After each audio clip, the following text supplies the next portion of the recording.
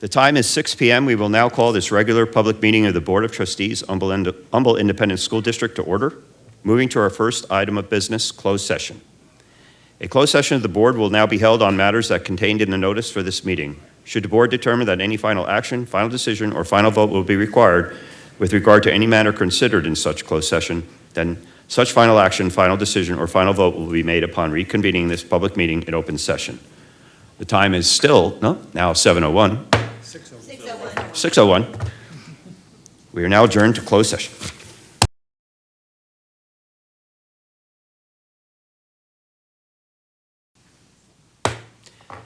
And good evening, everyone.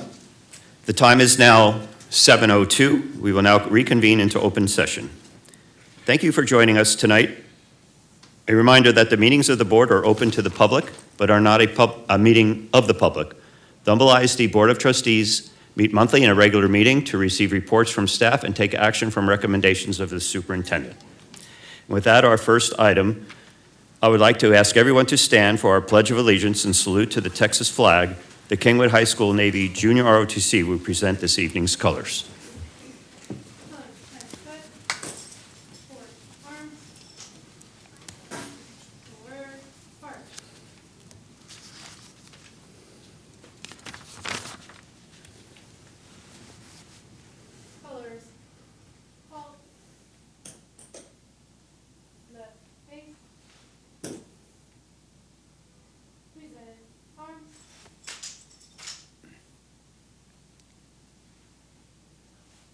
I pledge allegiance to the flag of the United States of America and to the republic for which it stands, one nation, under God, indivisible, with liberty and justice for all.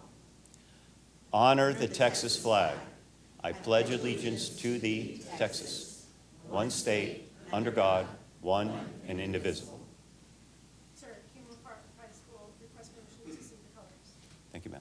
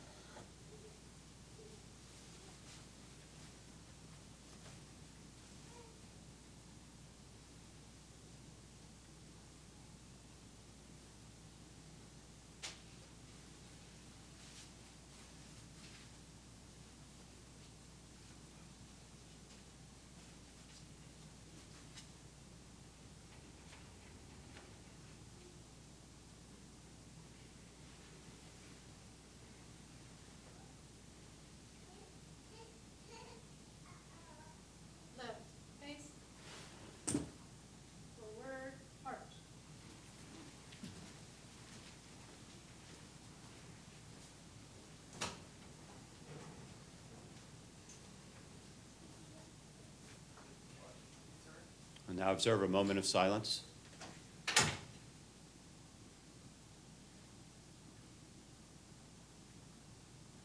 Thank you, everyone. You may be seated, please.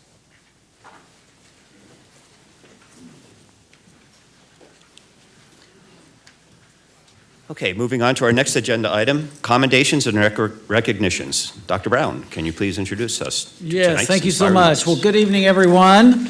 And we obviously want to first extend a happy Veterans Day to all the men and women who have served our nation in the armed forces. Thank you for what you and your families have sacrificed to protect our nation. And so certainly if you're a veteran in the audience, would you please stand? A veteran?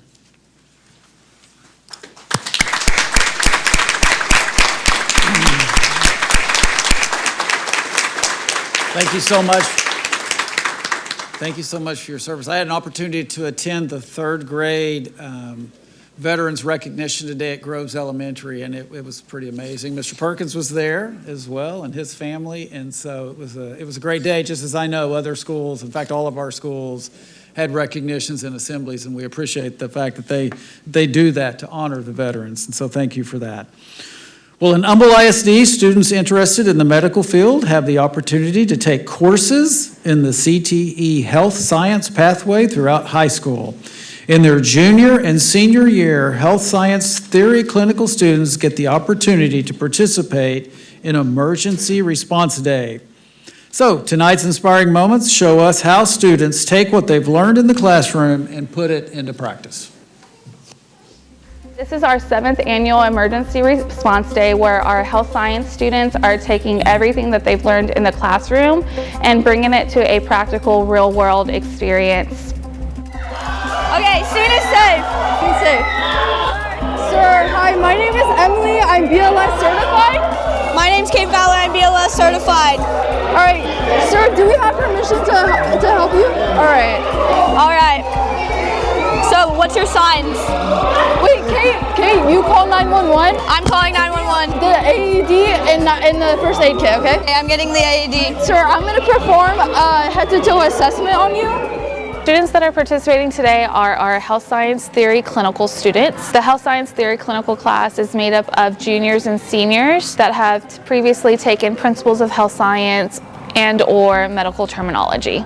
Amy Walker came up with the idea. She's the Humble health science teacher, and she thought of it 7 years ago. So we've had it every year, and it's, a mock plane crash or train wreck, and the kids go in and they're timed, and they just have to execute their skills in a time limit. They are coming in and finding a patient, starting to triage them, doing a head-to-toe assessment, trying to figure out where are they injured, what is going on with them, what they need to do. They are usually having some type of bleeding, and then they're splinting a fracture. Our patients then go into shock, and then from shock they go unconscious and need to be revived through CPR skills. And we use our Humble High School theater students to play our patients. They're the best ones. They make it seem like real life. You have screaming patients, you have crying patients, you have kind of silent patients. And our students are having to go in, ask them questions, find out what's wrong, evaluate, assess, and then treat them. For them to see what a real life situation is like and to get out there and get their adrenaline going, that's when they're like, wow, this is what I want to do. You're not going to really experience that until you get into the hospital. So it's very cool just getting to rush to a patient and do CPR on and help them and do emergency situations. Yeah, and see how you handle things under pressure in very stressful situations. Because it's very different, as if you were just practicing. It's very smart because it teaches students to think outside of the box and not just from what's on a paper or a video you watch. So instead you get to actually practice it and work with it. Yeah, I think it's really cool to see it all. I am more of a visual learner, so it's kind of nice to actually be in this scenario. They know what they're doing, and to see them just execute that and be so proud of themselves. I just love seeing it, that they're executing everything they learned. Talking to our judges, who are also, a lot of them are healthcare professionals or district employees as well. And a lot of judges have come up and talked about how outstanding our students are and just that their skills are on point. And so that's what we want to hear. And it's also validation for our students that, hey, I can do this. This is a possibility for me. In addition to the competition, we have licensed healthcare professionals that come and speak with our students. This year we have an ER nurse, we have labor and delivery nurse, we have an athletic trainer.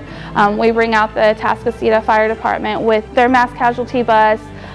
I believe getting the experience yourself is very important, but actually hearing the stories from other people is important because it teaches me what exactly prompted them to get where they are. We want our students to be as prepared as possible. We want them to walk into college, or if they're going into nursing school or med school or any of their beginning classes, their prerequisites, and when they sit down for those classes, be like, oh, I already know this. I remember this from high school. I can do this. I have been in conversation with Miss Rockwell, Leanna Rockwell, throughout my nursing school journey. I had her for my patient care technician class and my CCMA medical assisting class as well. Everything that she's taught me has pulled into the fundamentals of nursing, and I text her every day in my class. I'm like, thank you so much for teaching me this. That's what I hope for. I love hearing those stories. I share it with my students because sometimes I wonder, do they believe what I'm saying? You know, in the combination with ER day and all the other stuff that CTE does in general, it really propelled me to where I am right now. It helps me have that motivation to get there. Because going through, it's man, what am I doing this for? And then you look back and you're like, I have all this support and motivation pushing you through. Communicating with them and keeping up with them, I mean, it's great to hear, and then they come back and they help out, and we love to see it. She's always there. You can text her, she's always there to be like, you got this, you know? And growing those 4 years, it's great to be able to grow and show your past teachers that you're making it, and it's from them.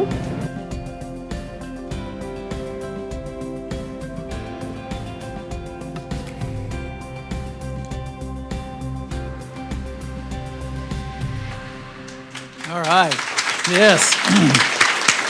You know, that's just a pretty amazing day. If you ever get an opportunity to attend that, it's an invaluable hands-on experience, and the ability to hear from experts in the field. That's just pretty impressive. But tonight, we have stars of the video here with us. Kingwood Park High School health science instructor, Leanna Rockwell. Yay.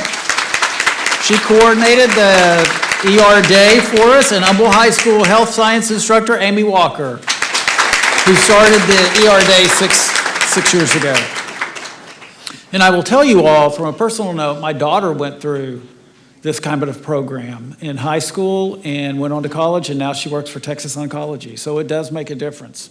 And so thank you all for what you do. All right, and so now we'd like to invite Humble ISD Director of Advanced Learning and Services, Dr. Tong Udikrit, and Elementary Advanced Learning Coordinator, Dr. Jennifer Williams, up to the podium to share, I think, some exciting news. We've also got Ms. Casey Higdon, our elementary GT specialist, up here joining us as well. It's a lot of the work that they have done that have brought us this far. So good evening, Dr. Brown and Board of Trustees. We're here tonight to recognize some outstanding Humble ISD students who are excelling in mathematics, as they're being recognized this year through Texas Math Stars as well as National Math Stars. These are initiatives designed to identify and nurture exceptional young mathematical talent across the nation. Out of more than 4,500 applicants statewide, 3 Humble ISD students were named among the top 200 young mathematical minds in Texas as finalists for the 2025 National Math Stars Voyager cohort. So students, when I call your name, if you'll come up here. First, from Foster Elementary, Daniel Uche.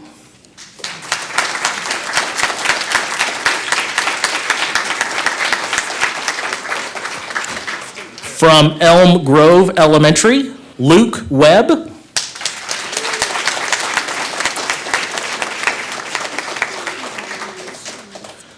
From Jack Fields Elementary, Dylan Barazza.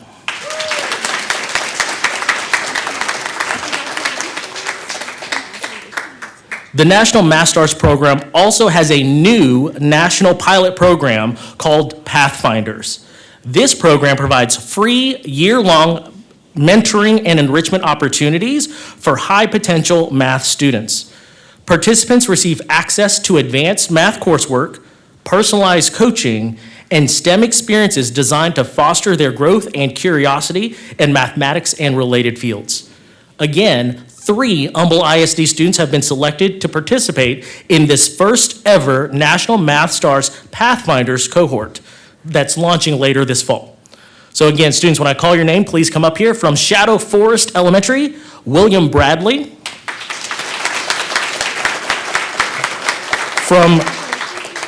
From Groves Elementary, Amalia Forcade.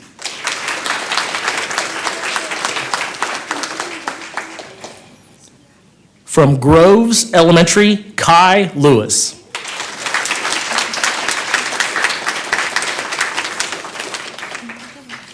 So through this program, students will engage in advanced math mentoring, enrichment resources, and STEM exploration opportunities at no cost to their families. So congratulations to these students on being named finalists and earning spots in these prestigious programs and continuing to show mathematical excellence in Humble ISD.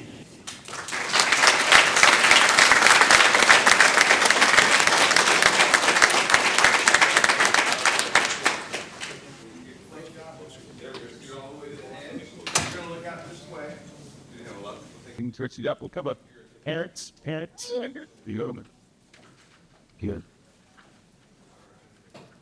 Yeah, the customer. Oh, yeah. Yeah, the bias areas to look at that. Spot. Don't think a spot like it.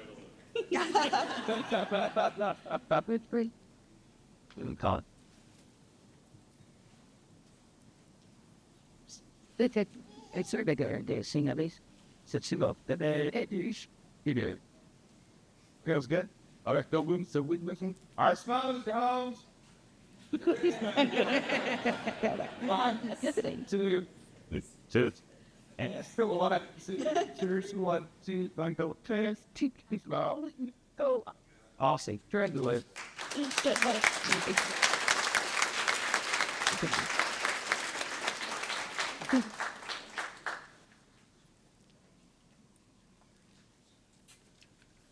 That's me. That's the Lord. That's. There you go, on your behind. Congratulations. Congratulations. Joe. True.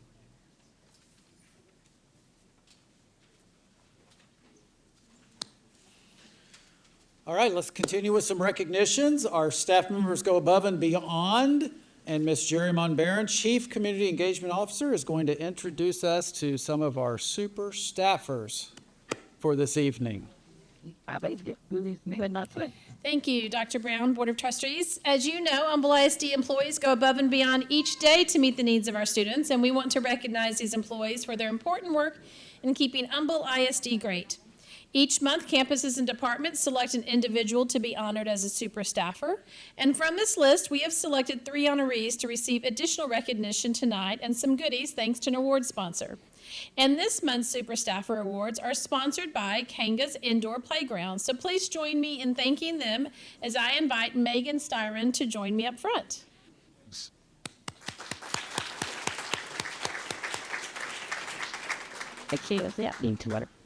So as you can see on the screen, the list of employees nominated from our elementary schools.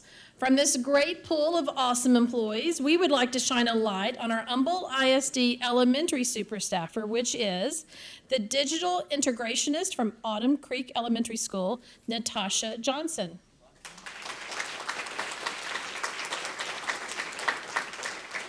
Her principal, Ms. Newcomb, is here, so come on up, Ms. Newcomb. And let me tell you a little bit about Ms. Johnson. She has hit the ground running as our new technology teacher and brand ambassador. She demonstrates daily commitment to our students is doing a wonderful job learning all that the position requires. She was instrumental in helping get our technology inventory organized and streamlined. She helps everyone with their issues quickly and with a great attitude. If she doesn't have an answer, she takes time to find it. Mrs. Johnson is truly an asset to ACE, and we are grateful to have her on our team. Congratulations, Mrs. Johnson.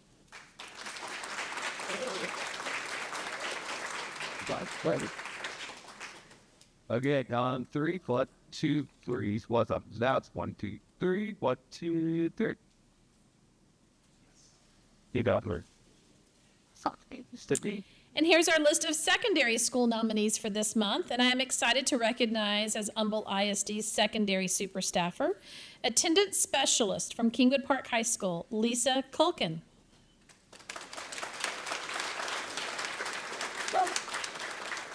And her principal, Mr. Solomon, is here, so come on up, Mr. Solomon, and join us. And let me tell you a little bit about Lisa. Lisa was nominated for her outstanding dedication and the positive impact she has had on as our attendance specialist. She plays a vital role in ensuring students are present, engaged, and meeting state attendance requirements. Lisa goes above and beyond to support students and families, building relationships that help remove barriers to attendance. Her attention to detail, consistency, and genuine care make a noticeable difference in our school success. Kingwood Park is stronger because of Lisa's hard work, professionalism, and commitment to our students. Congratulations, Ms. Culkin.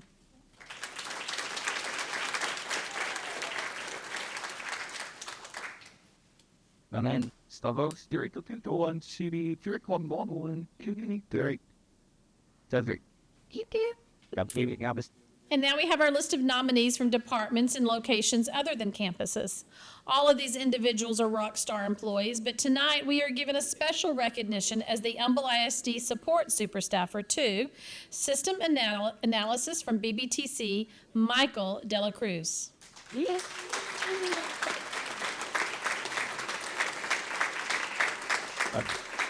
Director of Business System Operations, Donnie Denard, is also here. So Donnie, if you want to come on up with them.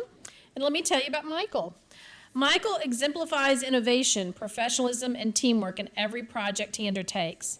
He has developed and enhanced multiple district-wide systems, such as the BDIA replacement, Frontline Munis interface, and UKG dashboard, saving Humble ISD significant time and money while improving accuracy and user experience. His proactive approach to problem solving and dedication to automation have streamlined workflows. He's known for his positive attitude and collaborative spirit, and he inspires excellence in those around him. His technical expertise and commitment to continuous improvement make him an invaluable asset to the district. Congratulations, Michael.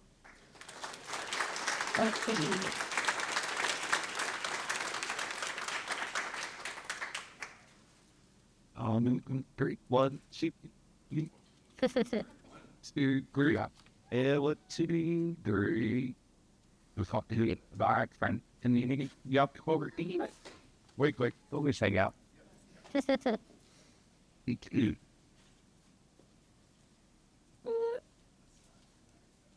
He make us all make click use in them. Take a step forward, third job. Alright, suspension. And 1, 2, 3, one more, 1, 2, 3. Keep that. Congratulations.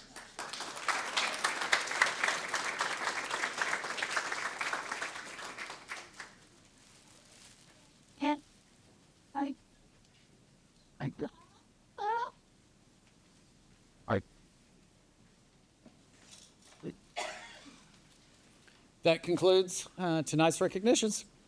Well, thank you very much, Dr. Brown. The next item is public comment. The board encourages comments from citizens of the district or from district employees. Anyone wishing to speak, either as an individual or as a representative of a group, may do so following the procedure outlined on the agenda. The board asks that comments pertain to public education issues and be no longer than 2 minutes. Remember that the board may not discuss or act upon any issues that are not posted on our agenda for tonight's meeting. Copies of our district policies on public participation in meetings and filing complaints are available on the Humble ISD websites. May I please have our first 3 speakers, Mrs. Larissa Powell, Dana Castro, and Mr. Aaron Bailish. Please come forward.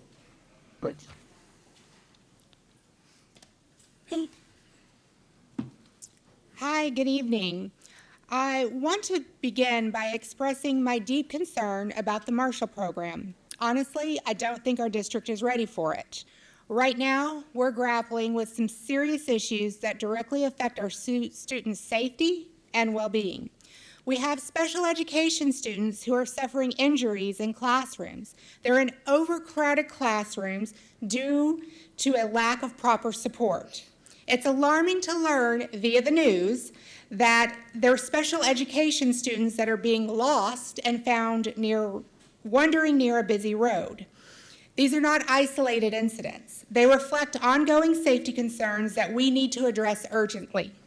Also, we're seeing children get struck by cars because of inadequate bus transportation and poor traffic management, a problem that has long been an issue with our district, but it continues to be ignored.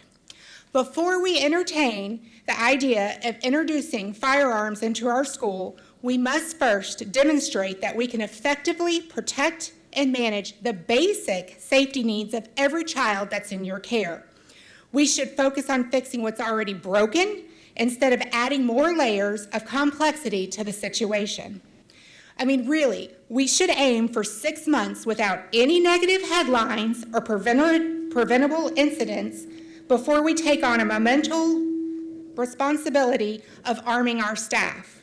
I want to be clear, I fully support the Second Amendment, but given everything that's happened in our district right now, I generally do not believe that we are prepared or ready for this. We are not prepared operationally, ethically, financially, emotionally for this kind of program. Plus, where are we going to find the money to train our staff? Thank you. Dana Castro. They check to find the money. Okay, Dana Castro is not here tonight. Mr. Aaron, am I saying it right? Beilish? Very close. Beelish. Beilish. Thank you.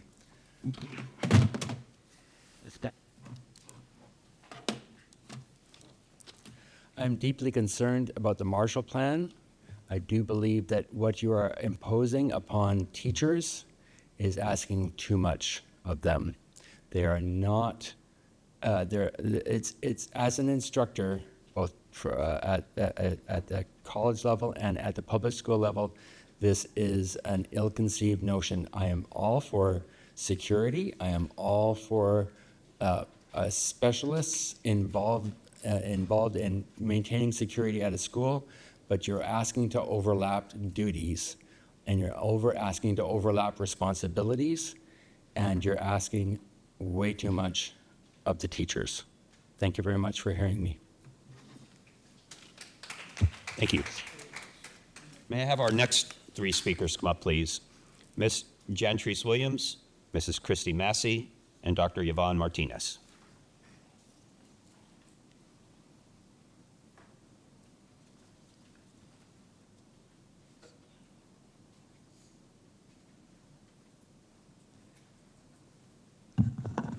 Good evening. My name is Jantrice, and I speak on the behalf of a former Humble ISD employee and a mother of 2 elementary boys. It's my deep concern that we have the idea to put guns into the classroom. However, whoever made the idea of keeping more guns over keeping our families safe, putting weapons where we teach our kids ABCs and coloring and CTE is not a good idea. Teachers are not police officers. We have trained employees like resource officers as well as law enforcement. And let's talk about the cost of this. Are we not gonna fund school supplies or special education teachers to them, but we will fund guns? Our kids deserve more peace, less guns. You can't bring them to a courthouse, you can't bring them into a hospital, therefore they're not supposed to be in a classroom. Thank you for hearing me out today.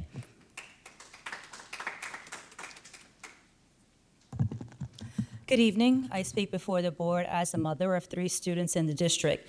I too am deeply concerned with the board's rationale for a couple of things related to the Marshall pilot.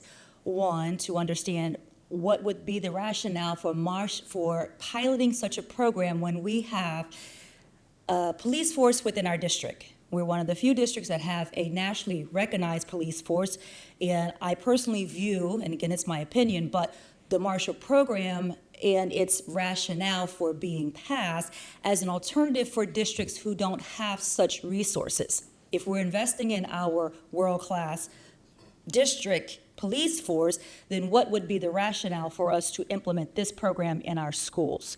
And then secondly, how are we thinking about how we would pilot this, right? When you're considering what resources you're going to pull from, or when we have, again, trained licensed officers who this is their profession, where are we going to take the resource and the bodies to be the proponents for this pilot? So I am very deeply concerned that you all considered this in a closed session. This is something that needs to be very public and frontal for parents and people of the community. and it has far-reaching repercussions that, again, if we are investing in a police force that is for solely this district, what would you need such a program for? Thank you for hearing my comments this evening.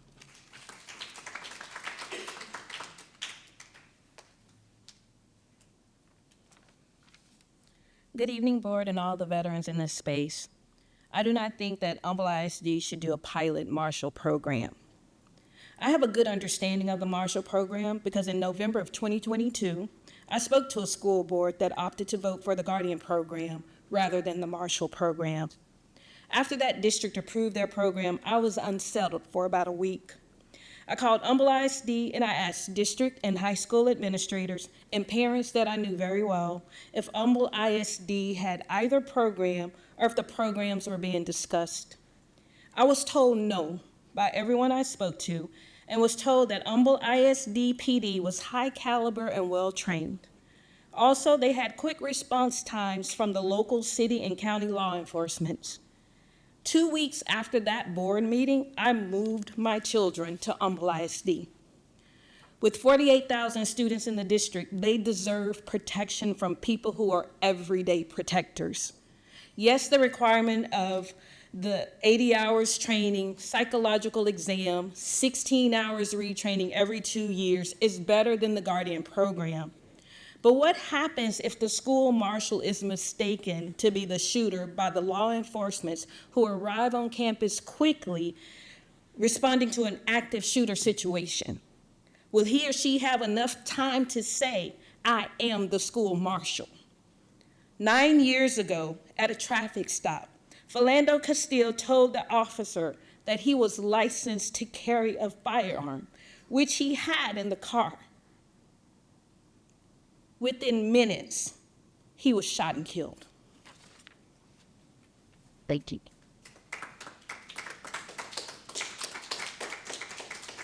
You standing on? Okay, our next three speakers, This is our willing doctors. Dr. Susan Pollard and Eric Lacey.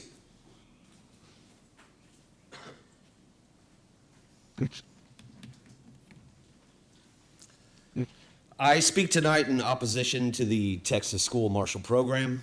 While I would like to think that this proposal comes from a good place, I believe it carries serious risks that outweigh the intended benefits. First, the training requirements are simply inadequate. With the thousands of hours, training hours required by regular law enforcement, we saw in Uvalde, Texas, how law enforcement failed to act with coordination and urgency. If highly trained officers struggled under pressure, how can we expect educators with minimal training to succeed in those same circumstances?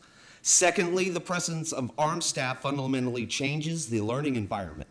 Schools should be places of trust, growth, and safety, and research shows that introducing firearms into schools increases anxiety among students and staff. Educators did not enter the profession to serve as armed guards. The program blurs the line between teaching and policing and could lead to tragic mistakes that the district, not just the individual, will bear the legal and moral consequences of. We cannot ignore the broader context. Our students are already growing up in a social and political environment filled with division, fear, and constant exposure to traumatic events. They carry that stress into the classroom every day, yet our schools lack the mental health resources to help them process it. Instead of investing in counselors, social workers, and programs that build resilience, this proposal invests in weapons. That sends the wrong message, the message that you expect violence.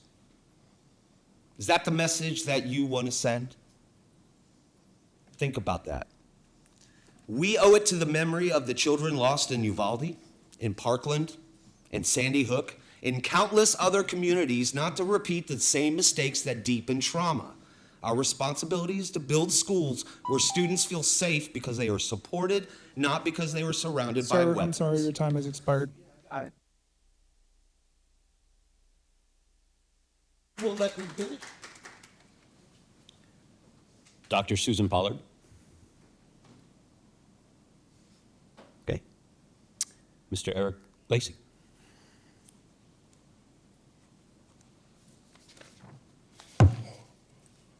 Good evening, everyone. I'm speaking about the Marshall Program. My name is Pastor Eric Lacey. I'm here tonight not just as a local pastor, but as someone who's walked the hallways of public schools for 15 years, led a child care center for 15 years, True Love Child Care here in the community. So I've worked with kids for over 30 years. And in all those years, I've learned that fear never creates the best learning environment. It's love and support that truly help children thrive, not creating safety risks, but love creates safety nets. The ideal of introducing guns into our classroom worries me because I believe our kids need to feel safe and cherished, not just anxious. 1 John 4:18 reminds us that there is no fear in love. Perfect love drives out fear. That's the kind of environment that I want for all of our children. So I support investing in more counselors and more mental health support and equipping teachers to be more role models who show love, as my t-shirt says. That's what changes lives, showing love. Thank you for considering a path that prioritizes a loving, supporting, learning space for our kids. I believe in every society, everywhere, especially in times like this, we need to show love, not guns.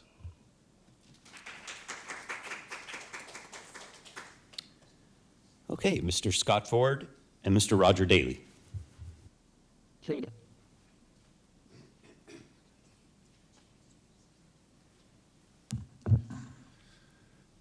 I'm here to advocate for every high school, middle school, and elementary school, even elementary school student who's interested in pursuing a career in information technology. When I was still on the campus, we had built our October boot camp to the size where we had to go to the ISD building. This year, I emailed every high school building principal asking a very simple request. Please share this flyer with your computer teacher so they could share it with their students who would be most interested in this program. I got nothing. A few days after October, the email to every district employee went out about workout with a vet. I'm happy you guys did that. That's wonderful. We should be doing that. I didn't want that for October.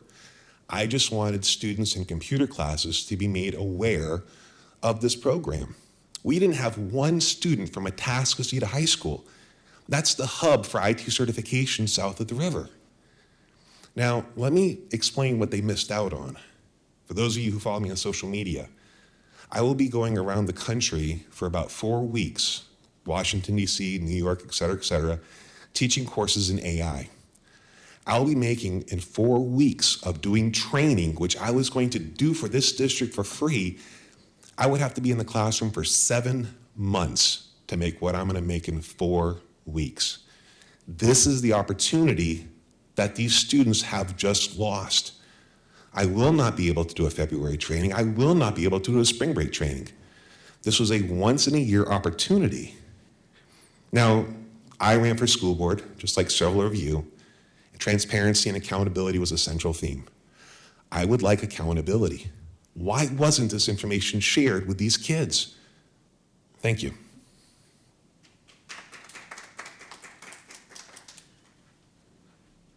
Hello, my name is Roger Daly. I'm here to speak against the Marshall Program. As we attend the meeting tonight, we all notice the presence of the Humboldt ISD police in the building. These trained professionals have one job to focus on and execute, to keep us safe. That is their sole job on each Humboldt ISD campus. To be an officer in Humboldt ISD, they must pass a comprehensive background check, physical, psychological evaluations, along with written polygraph exam. I do not know one school board meeting anywhere in the country that the board has put the security in the hands of our Marshall Program volunteers. That's the same commitment of using highly trained professionals in this room around this facility is the same commitment our children and education staff deserve. Humboldt ISD police officers spend significantly more time involved with their training than the Marshall Program volunteers will. I don't want my child's life and health to be in the hands of a volunteer who has a myriad of responsibilities. A teacher's first responsibility is to get their students to a safe place. They should not be put in a situation where they are choosing between protecting the kids in a safe place or engaging a shooter. Why do we expect teachers to do everything from educating, advocating, and supporting children to now serving as a volunteer armed police force? Humboldt ISD has improved preventive doors and windows. They have implemented new policies grown out of what we've learned from school shootings. If we need more officers on campus, they need to be hired. It's disgusting that our last Texas legislators chose not to use the $23.76 billion of surplus budget windfall for protecting our kids. There is a problem with ensuring our kids are safe. There are multiple solutions. Making teachers responsible by arming them is not one of them. Thank you.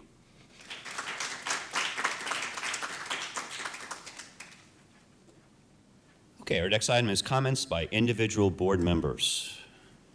Mr. Kirchhoffer, please. Thank you, Vice President Grabowski.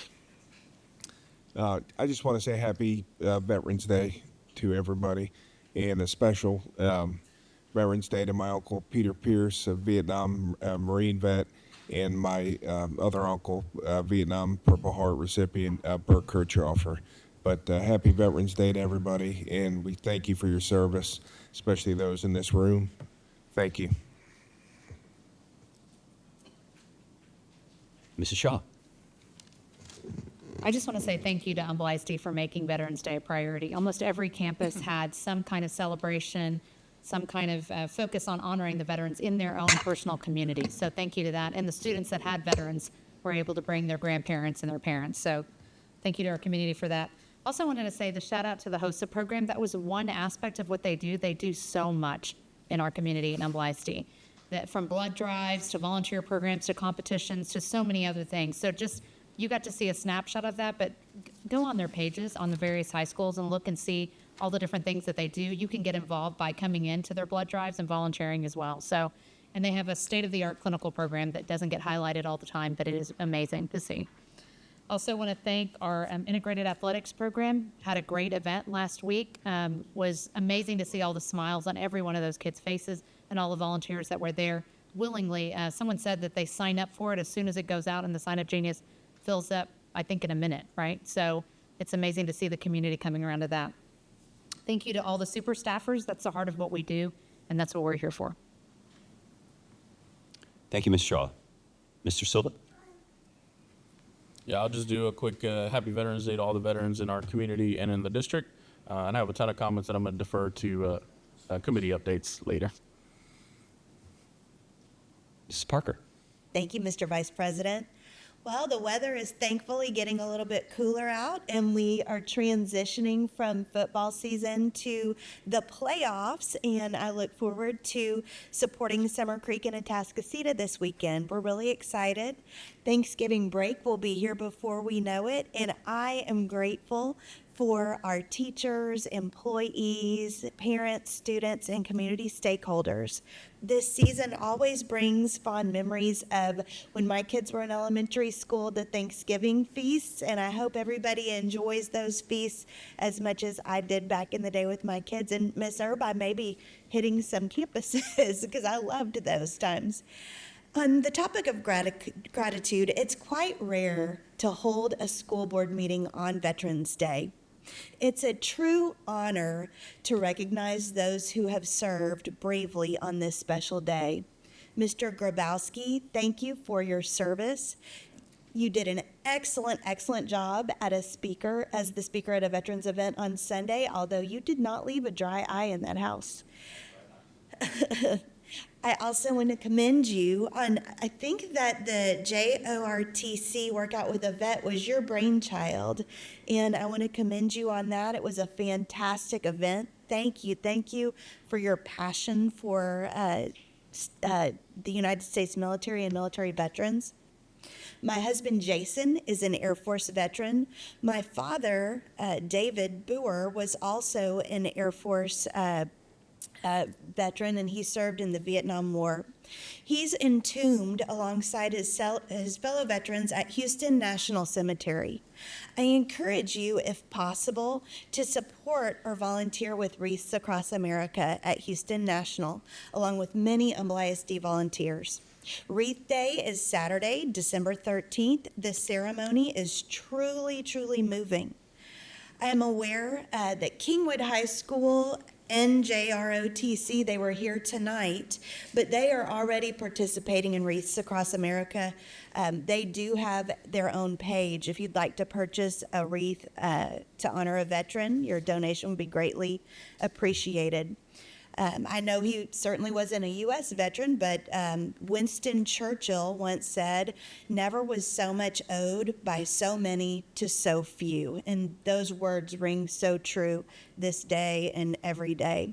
So this Veterans Day, I want to sincerely thank the less than 1% of Americans who have served and sacrificed. Thank you so much. Thank you, Mr. Vice President. Thank you, Mrs. Parker, and thank you for the kind words as well. Mr. President, Marcus Holmes, can you hear me? I can. Please. The son of Thank an you. Army, you're a little history here before he speaks, that if you're born when your parents are on active duty, that you're nicknamed affectionately in a term of endearment, a brat. So just so you know, our board president is a brat. Yeah, I think my dad could say that during my younger years and probably now sometimes. So thank you, Mr. Grabowski. Want to also honor you as a veteran. Also give an honor to my dad, my two uncles who also served in the U.S. Army. And to all those veterans out there, I wish I could have been there for the weekend program where we were honoring our vets and working out with our vets. Wanted to say again, thank you. I know that was your brainchild, and I heard it was another great success. Also, I want to give a shout out to our CTE department. They received statewide recognition as a district of distinction by the Career and Technical Association of Texas. And that's based on several factors, one of them being, of course, innovation and leadership and leading from the front. So again, just want to give them a shout out. Also, of course, to our super staffers. We don't make it without you. You are what helps this district run. So again, thank you. Lastly, regarding our district goals, I want to commend Dr. Brown and his team on the work being done along with this board. To our community, we are putting things in place to raise the rigor, to get us back to where we have always wanted to be. And it is already being filtrated down to our principals and to our individual schools. And again, I just want to commend you, Dr. Brown, and your team on what is going to be unveiled and hopefully ratified, I believe, at our December board meeting. But again, community, I want to say again, thank you for your patience, your resilience, and I just want you to know, I think you will be, again, impressed with what we are trying to put in place for our students. And again, that's all I have. Thank you again. Thank you, Mr. President. And now, Mr. Scarfo.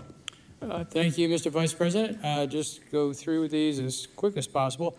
Yeah, that was a great integrated athletic event for the middle schoolers, and there's the high school tomorrow, and Ms. Shaw was there as well. It was great to see her there. It's always a great time, and hopefully the weather will be nice tomorrow as well, so looking forward to that one. And work out with a vet. Last year I just went and watched. This year I was right out there with him. That was great. It was a lot of fun, and thank you for getting that off the ground, and it's a great event, so thank you. And also there was a Young Life event just recently. Ms. Shaw and I were both there, and I would tell you, and you spend some time with those students who are in the Young Life program, and they're at campuses across our district, high schoolers. It really gives you a lot of confidence in the future. These kiddos are just really, really great. They really are. So that was a nice, fun event. And I know Mr. Silva probably mentioned this about the foundation, but I was out there for the golf just before it started. A great turnout. I think it was sold out. So that was also great job by the education, our staff doing that. And yes, it was great that there were Veterans Day celebrations across the district, and we kind of split up. People went to I went to the one at Bear Branches, and my grandson was singing in the choir, so that's why I picked that one. But that was a lot of fun, and they went on across the district. So that's just great that our campuses are so supportive of our vets and honor them each year. The ring ceremony was a lot of fun for the baseball and softball teams that was held at Turner Stadium. And I'm sorry, I haven't been to that. I'm sorry I couldn't make the Summer Creek one. I know Mr. Holmes had a really good time at that. Those are just great events. And I'll say I'm really happy to see that the response we got for the Library Advisory Committee. It started off a little slow, and then the board asked Ms. Mount and admin to kind of widen the net and make through use some other channels of communication. And we ended up, they closed yesterday, had 150 or so people who want to serve. Now, of course, there's going to be some who won't be able to this first cycle, but one thing we're going to look at is expanding that, I believe, to from 14 to 21. That's probably about as big as you want to get it, but because not everybody's going to make every meeting. But so that'll allow us to be able to add an additional person in it, beyond the two. And Ms. Shaw mentioned HOSA. They did another event last night. I was able to attend where they were doing their training on CPR. And I did better this year than I did last year.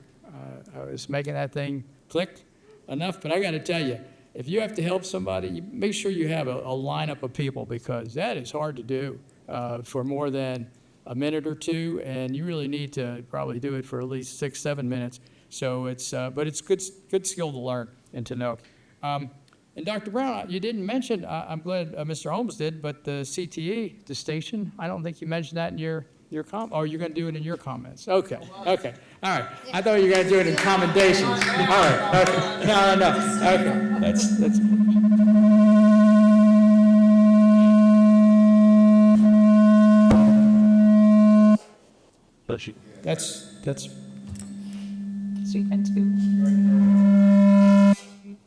The spacecraft.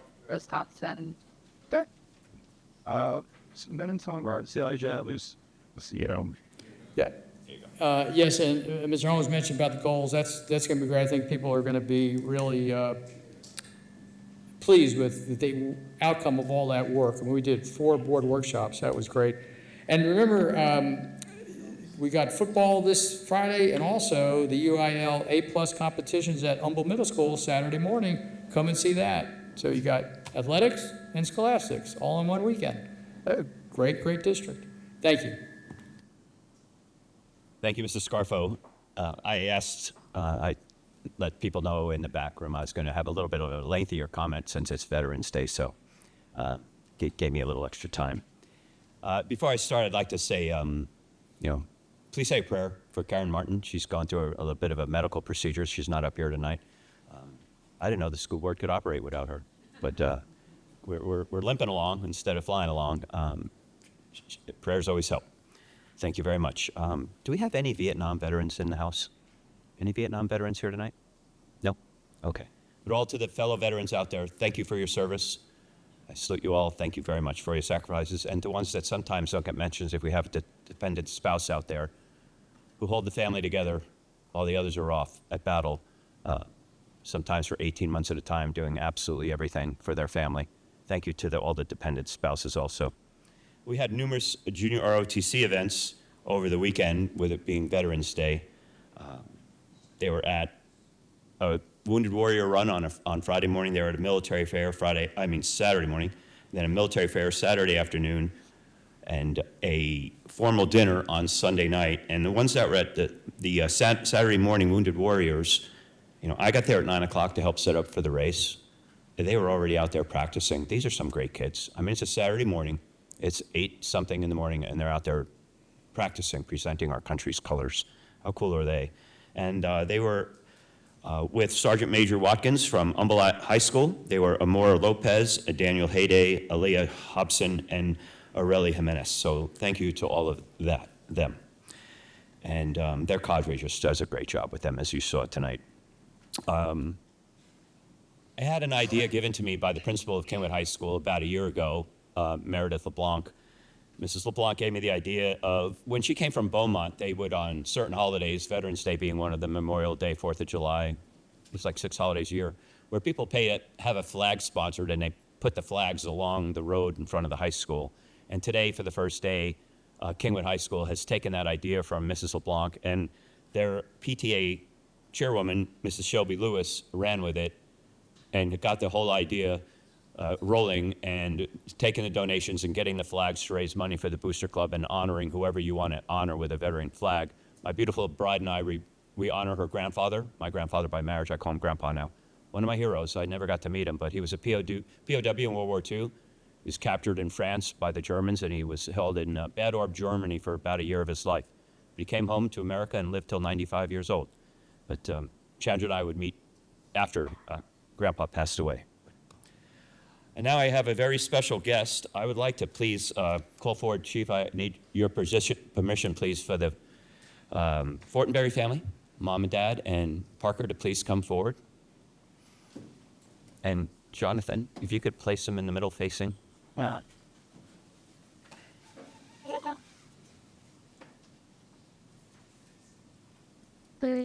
We will in a minute. Oh, and the guy could see it now.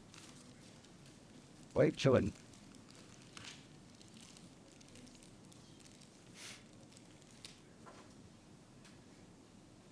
If you turn around so everybody could take a beat at you. Sorry, Stu. Oh, it told it. Mr. Holmes, you had a fan waving at you. A little bit about this family. As you look on the left is Specialist Kyle Fortenberry. To the right of Parker in the middle is his mom, Petty Officer Second Class Olivia Fortenberry, and in the middle is Cadet Airman Parker Fortenberry.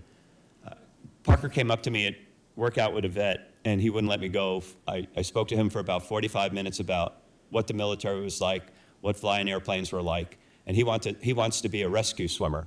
And I thought, I could have really used him if I bailed out, but I never had to. But if I bail out, it's young, brave people like Parker that will jump out of a helicopter and come and grab me out of the ocean and save my life. And so that's what a valuable position that Parker wants to be in the military. But there's a little bit more to Parker than what I've just said and why I really got enamored by this young man. He has some challenged vision. He has at best 2200 vision in both eyes. From when he was 8 months old till he was 2 years old, he went under chemotherapy for tumors on both eyes. That was unsuccessful, and between 6 years and 7 years, he went in again for radiation treatment. And so far, that has held to be successful. And his mom shared with me on the 15th of December of 2017, Parker got to ring the bell. So congratulations, Parker.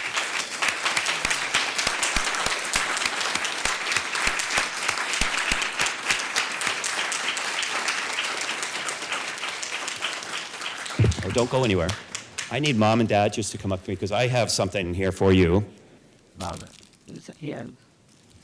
There are 3 challenge coins. There are 3 veteran coins, but I'm going to give Mom 2 and Dad 1. But Parker isn't to get one yet. Parker's got to earn that. So if Parker keeps his dream alive and he ends up in the military, and the day he graduates basic, which means on some day later in his life he will be a veteran of some type, retired, separated after 9 years like me or somehow, I would be so proud of you to chase your dream, whether it's the military or not. You are a true inspiration. And I have one piece of advice, Mom and Dad. If you go to that ceremony when he graduates basic training, bring a box of tissues. You're going to need them. So thank you very much. Can we take a picture with you, the superintendent and I? I'd be honored. Thank you, Mike. For basic job. There's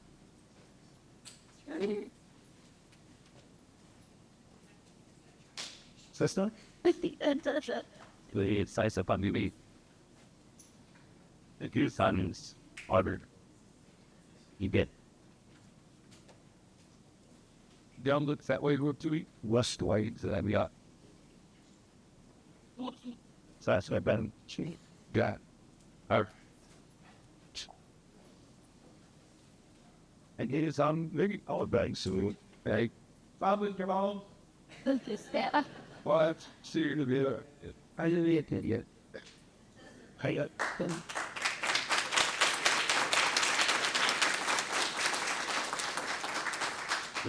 you know, so much kids like Davis. And I called him. Oh, Stop. Target. English about.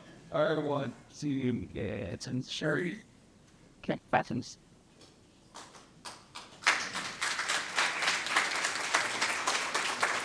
I told This is just so bright. you. Look, I got it. You're flipping, you. Oh. You're a big boy, Mom. I have only one more award to give out, and then you guys will be done. Glad I'm done, but this goes to Major Perkins. We spoke about this event some months ago, and I said, I have your permission, don't I? So I want to make sure this is straight. I've empowered myself to bestow on Major Perkins a special award that I'm just creating. Well, you got to tell me if this is all true. Your armor, correct? Which means you ran around in a tank, right? Hey, is it pretty awesome when you fire that thing? Yes, look. Yeah, I bet it is. No, I bet it is. If you're just sitting still, does it roll back a little bit? It will. That's cool stuff. Now, here's the part that I want to really get at. You did this in Fort Hood for an exercise you shared with me once over lunch, correct? It was in July, so the temperature was upper 90s, near 100 degrees. 4 men in the tank? Shower in there? Oh. live on the ice. Yeah, I know, I'm just kidding. So there's no shower. 4 men, 2 weeks long, correct? 2 weeks straight. 4 men in a tank, no shower. I won't ask about a bathroom. No movie theater or restaurant. Oh, had you heard of the Air Force? It's a whole lot better. So I bestow upon you, by all the powers vested in me, to getting the award in the military of the absolute most disgusting thing I've ever heard of award. So, thank you for your service. So he's actually a very cool story. Major Perkins started enlisted. I don't know how many years were enlisted, but then fought his way through college, got commissioned as an officer and retired as a major. That is a job well done, Major Perkins. So thank you very much for Major Perkins.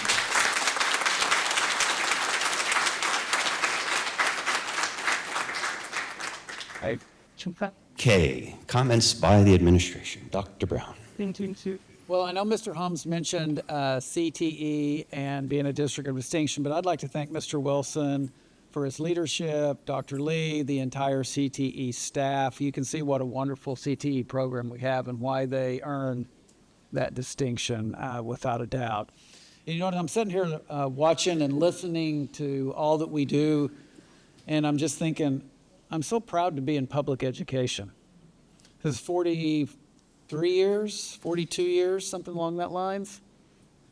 And everything you saw tonight and everything you heard, this is public education.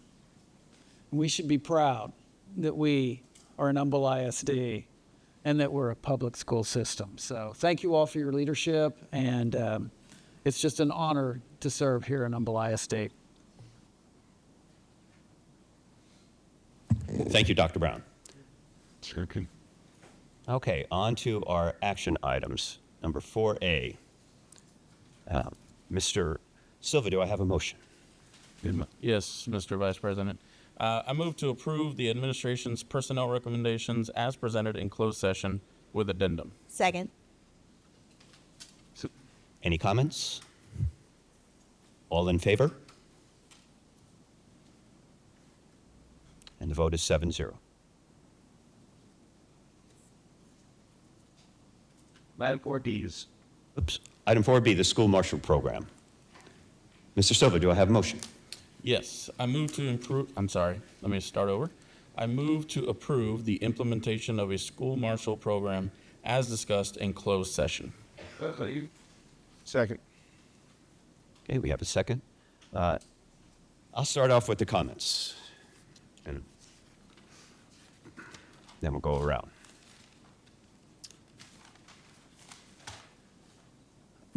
Before I have my comments, I was listening to everybody's that were speaking, and it's passionate. I understand that. We're imposing this on no one. It is all voluntary. If you don't want to be a marshal, you will not be a marshal.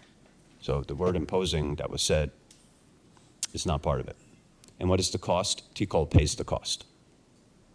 will pay a stipend, a small stipend, to the teachers or to the administrators or to whomever is in the program, but TCO pays the bulk cost. I am the chairman of the safety committee, and monthly we meet, and for the last 2 years we've talked about the Marshall program at each and every meeting. So I want you to think this was a snap decision. We have just decided to do this, and we decided last week we're going to do it tonight.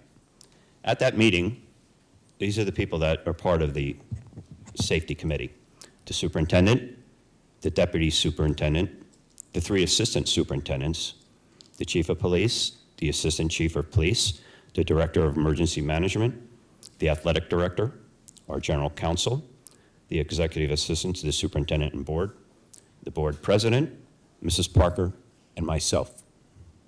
That's the very top tier. We take this very seriously. Those 14 people, including me, one of them, have been meeting on this topic for nearly 2 years. In 2012, it became a law that a school district could implement Guardian or Marshall program in response. Now, the people are volunteers. They must be a district employee who volunteers to be a marshal. You must have your license to carry to be considered. Like I said, you must be a district employee. You will go through a background check. You will go through a psychological exam. All your social media will be scoured, and we will overturn every rock that you ever laid to see what type of person you are. The 8 days of training are with TCOL, and eventually Chief Cook, TCOL is out in College Station, Texas Commission on Law Enforcement, but eventually Chief Cook has been accepted with his police department to have an academy right here in our district. That eventually the plan will be that we will do the training right here, with Chief Cook being the only police academy of a school district in the entire state of Texas. The final certification after all of that training will be done by Chief Cook. If you do all of that and he's not happy, you will not be certified. And the requalification will be either every 3 months or 6 months, where you go do another line of fire with the weapon with Chief Cook to make sure you stay current with how you manipulate that weapon, clean that weapon, load that weapon, fire the weapon, if the weapon jams, all these kind of things that happen. You know, the same hysteria came after 9/11 when they said pilots are going to get guns. And everybody was, we don't want pilots to have guns. But I flew with a gun since 9/11. And with the air marshals in the back of the airplane and pilots with the weapons in the front of the airplanes, there's not been another 9/11, at least using airplanes. And the idea is to stop the airplane from being hijacked, because it no longer goes to Cuba and gets asked for a ransom or for money. It gets used as a weapon of mass destruction. So we needed to do something. And in my training, over that 20-something years, we often compared the flight deck door to a schoolroom door, because once breached, bad things can happen. For me, I went to training every 6 months for the next 20-something years, and every 3 years I'd go up to Dallas for 3 days of intensive training for recurrent training. I envision something similar, but that is yet to be talked about. They have this program in New Caney and Huffman. And again, Chief Cook is going to be the primary responsible person to make sure everybody is qualified. And he's been in law enforcement for nearly 50 years. 50 years that we're relying on. And this is going to be a slow rollout. This is not being implemented tomorrow. If we vote yes, it's going to be a slow rollout. This process will likely take the better part of a year, if not slightly more, until we finally get a manual written, everything done, everything approved, and our first marshals through training and into their schools. Again, district employees who volunteer, they're not imposed, paid for by the state. The real objective of the program isn't to train everybody to be a sharpshooter and to win that gun battle. The real objective of the Marshall program is so that the bad guy knows that if they come into our schools, he's going to be unsuccessful. It's to stop the gun battle from ever happening like it does on the airplane. It's to deter the gun battle. That is the main objective of the program. Any other comments?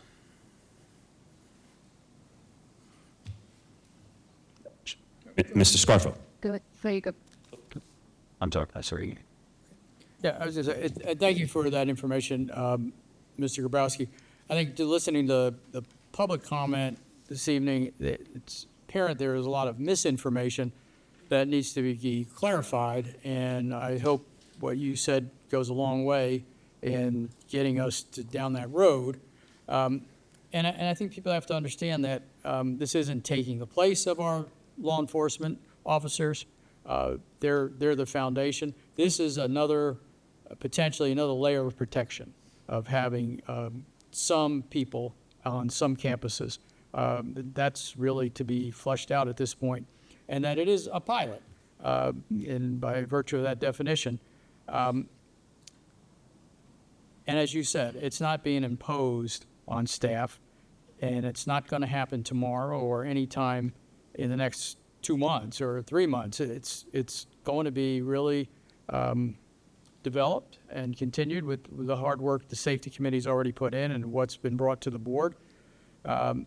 And we're going to be looking for feedback from staff as well, and to take the pulse of them, and to also calm fears and misconceptions they may have.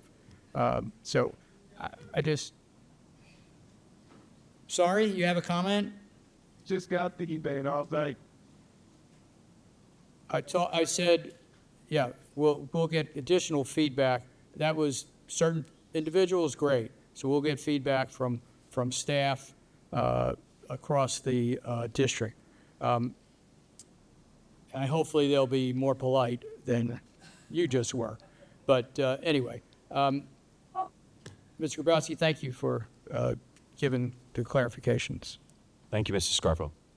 Ms. Shaw? No, I just want to reiterate, the motion that's being put forth today is for the pilot program. It's not for the actual, we're rolling out a pilot program. A pilot program means that you're testing the waters a little bit to see what this looks like. The feedback loop is, as Mr. Scarfo said, it is the staff, the principals, the campuses, the administrators, and teachers, and so forth. And so that has not been completely fleshed out. There is a manual, there's a process, and that will roll out in a pilot form.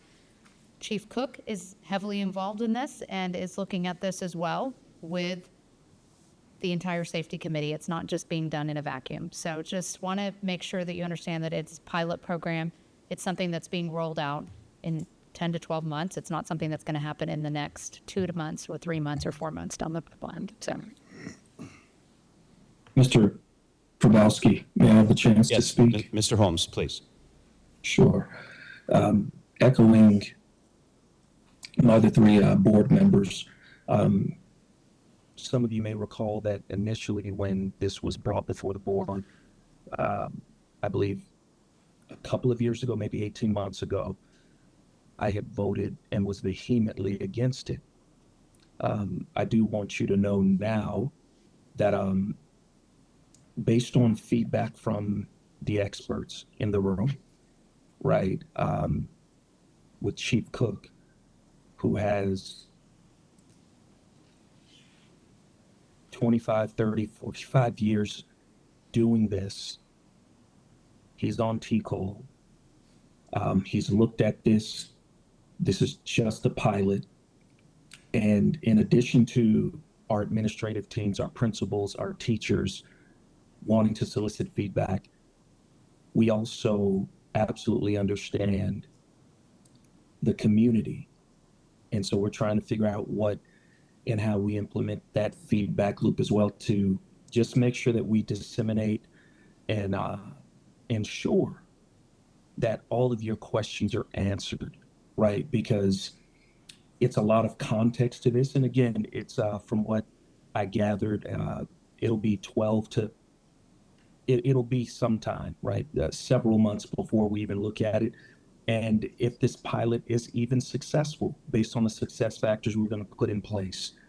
But I do want you to know it's supplemental. Yes, we have an award-winning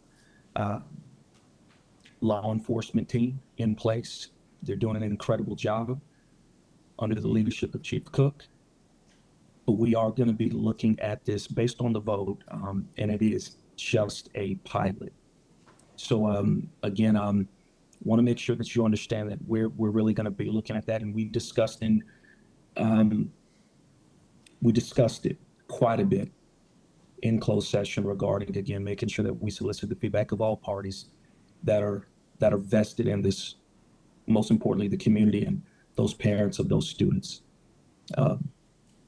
So again, that's all I have, Mr. Grabowski. Thank you, Mr. President. Any other comments? Oh, Mr. Silva. Thank you, Mr. Vice President.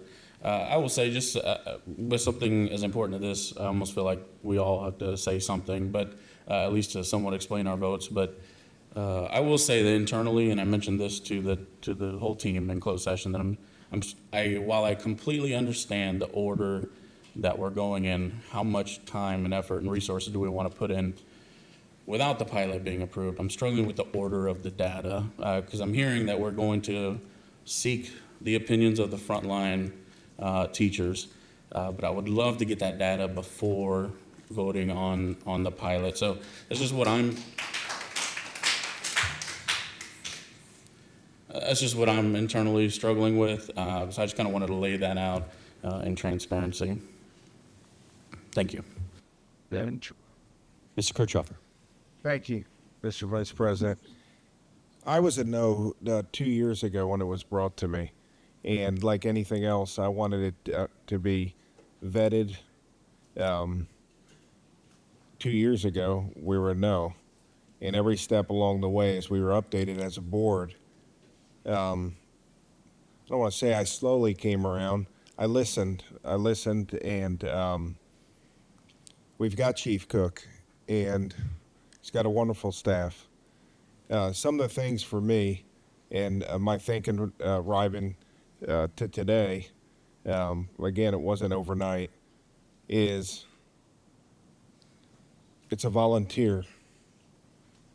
There's no guarantee there's enough volunteers. We may, if this goes through tonight, if we don't have enough volunteers, the program doesn't move forward, period.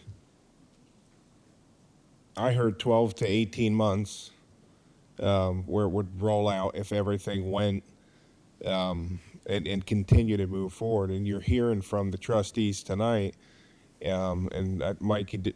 Grabowski did a great job of, I believe, answering a lot of the disinformation, which is understandable.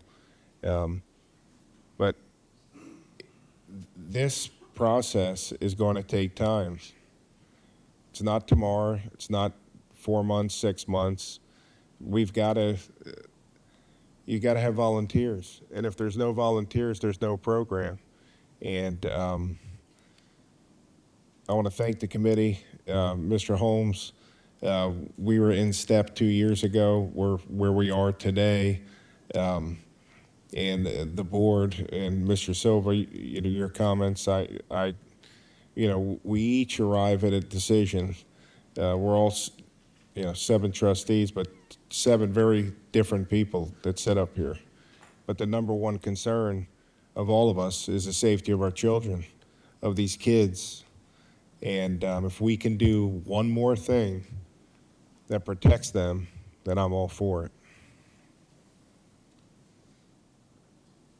Any other comments? Mr. Rust. Mr. Scarfo.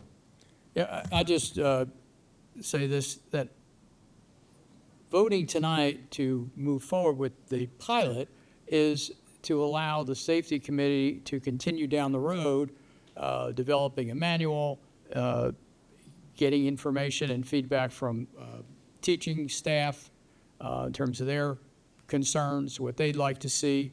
It allows us to continue to move forward. We're not going to be putting guns in the hands of staff willy-nilly, or just, or it's not going to happen tomorrow or the next day, or it's not going to happen for quite a long time. But this allows us to move forward and continue down the road of something that may, in the end, be a very useful tool. As I said earlier, it's another layer. It's not taking the place of Chief Cook and his staff. that's not the intent. It never was and never will be. And that was, I was not a fan when this was first broached about 2 years ago. And that was one of my bigger concerns. No, let's just keep hiring more police. Well, you get to the point where you do that and you say, okay, what else can we do? Even something as simple as requiring that all doors are locked and follow the policy that was already in place, making sure that happens. This is another potential to add another layer of protection. And I didn't understand the fear when you look at it that way. So, thank you. Yeah, and why I'm pleased that it's on the agenda now is I gather a lot of people together for that safety committee meeting. And I found I want to be responsible as the chairman, and I didn't want to keep gathering them and talking about the subject if we were going to vote no. If we vote yes, like Mr. Scarfo kind of just did allude to, now we can continue down the road. I didn't want to keep wasting the superintendent, the deputy superintendent, the assistant, all the people, the chief staff, all this time on something that might not come forward at all. So a pilot program to move forward, to me, justifies gathering all of that intelligence and moving forward further down the line. Any other comments?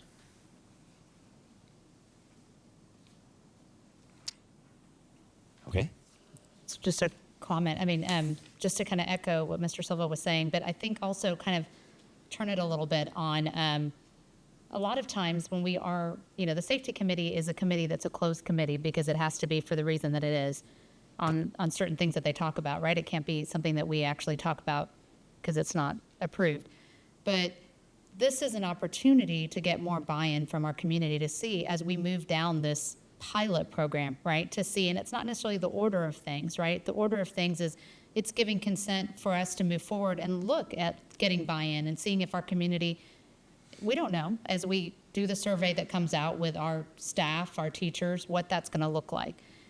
We could be doing this in a vacuum. The safety committee could move forward and continue to do things in a vacuum, but we're trying to be more transparent and trying to bring things forward and saying we're working with our community to actually pilot something that may or may not happen. If it does, it does. I mean, and we will bring that back to you guys in a full transparent format. We've been doing that with our other committees, and we're going to continue to do that with this as well. Thank you, Mrs. Shaw. Any other comments? Okay. Well, all those in favor? All those opposed? 6-1 carried. So The vote is 6-1 in favor. Okay, on to our consent agenda. Does any trustee have an item they wish to pull from the consent agenda? Okay, then, Mr. Silva, do I have a motion?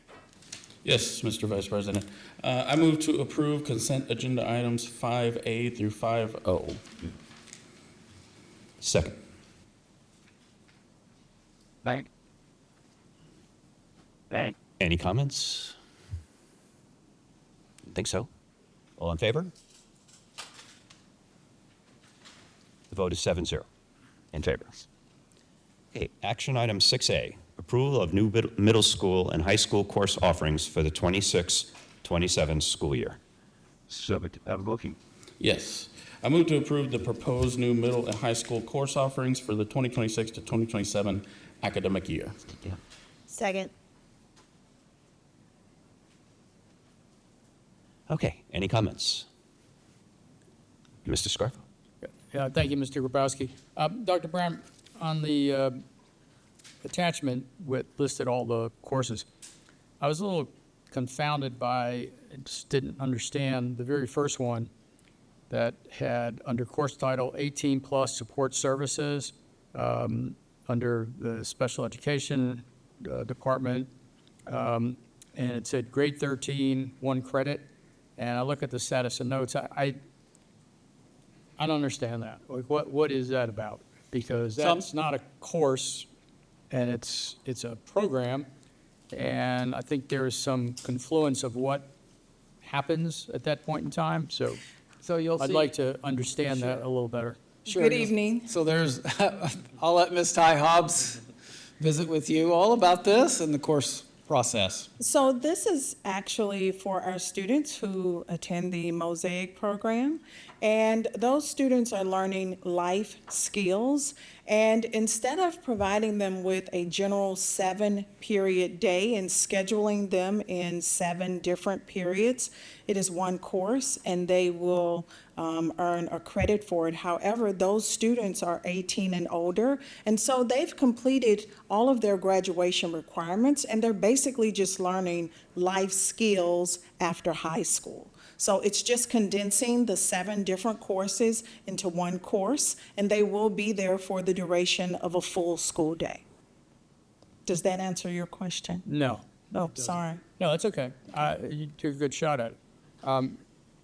I still don't understand. So are you saying, though, other students who are not Mosaic students, who don't qualify to be in the Mosaic program, but are 18 plus, and we are looking to offer services to them, where is that what we've talked about or heard talked about with the 18 plus pilot program?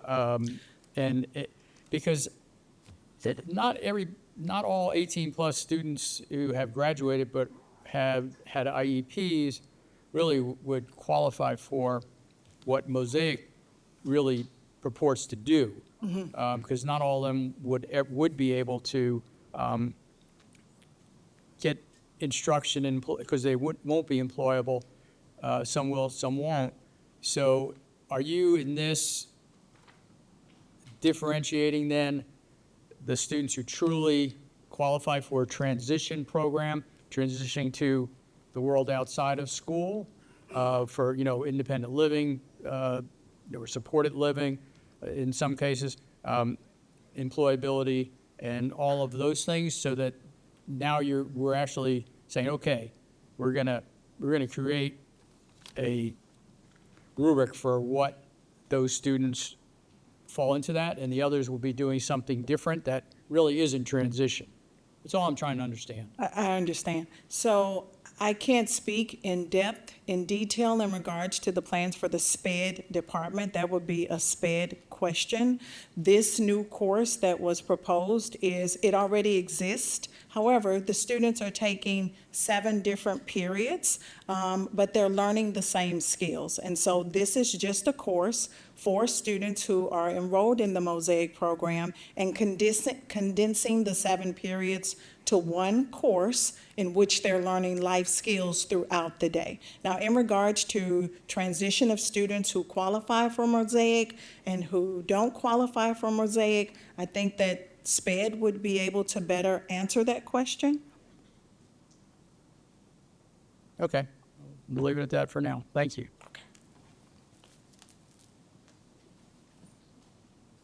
Any other questions or comments? I'm gonna go. Yep. Okay, Ms. Phipps. Mr. Scarfo, would you like for me to address that question tonight, or I can wait? I just didn't want to stand up, and I didn't get the look from Dr. Brown, like, get up here. So Okay, I can speak to it, but I don't want to be out of order. But I also don't want to sit there and not say something. Okay, you can wait. It's fine. Okay. Not done. Okay, if there are no more comments, all in favor? The vote is 7-0. Okay, item 6B, Instructional Materials Adoption Selection Committee. Mr. Silver, do I have a motion? Yes, sir. I move to approve the district staff listed in the attachment to serve on the Humble ISD Instructional Materials Adoption Selection Committee. Second. Thank you, Ms. Spar. Any comments?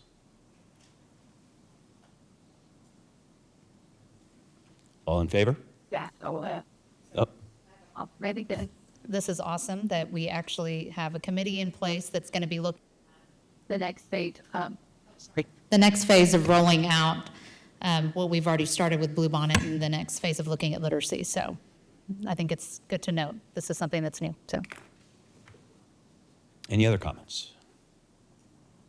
Okay, all in Mr. favor? Grabowski. Oh, yes, Mr. Holmes. Only one comment, and it is regarding this, but some of our live stream members are having difficulty hearing us, not just me, but the entire board.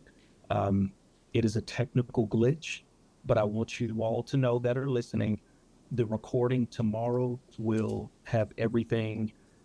You'll be able to listen to it at the normal listening level. It's just a glitch on the live stream. So I just want to make sure everybody knew that as well. Thank you, Mr. Holmes. Okay, all in favor? Mr. Holmes, are you in favor? Okay, it's 7-0. Okay, item 6 is D, resolution of Humble ISD Board Trustees casting its vote to appoint. Mr. Grosky, we're at 6C. So, finder comprehension. Oh, here we are. Thank you. Item 6C, annual comprehensive financial report for the year ended June 30th, 2025, and awards for the year ended June 30th, 2024, with consideration of the independent auditor's report included in the annual comprehensive financial report. Do I have a motion, Mr. Sewell? I move to approve the independent auditor's report by Whitley Penn LLP included in the annual comprehensive financial report, ACFR, for the year ended June 30th, 2025. I have a second. Thank you. Do you have a presentation? Mm-hmm. Okay, Mr. Beatty, please.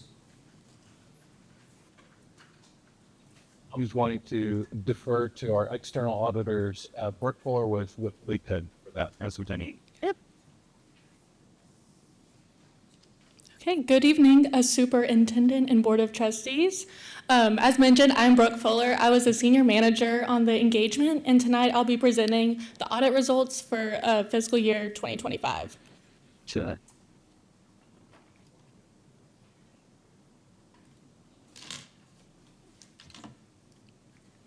Okay, before we get into the opinion, I'll quickly go over the audit process.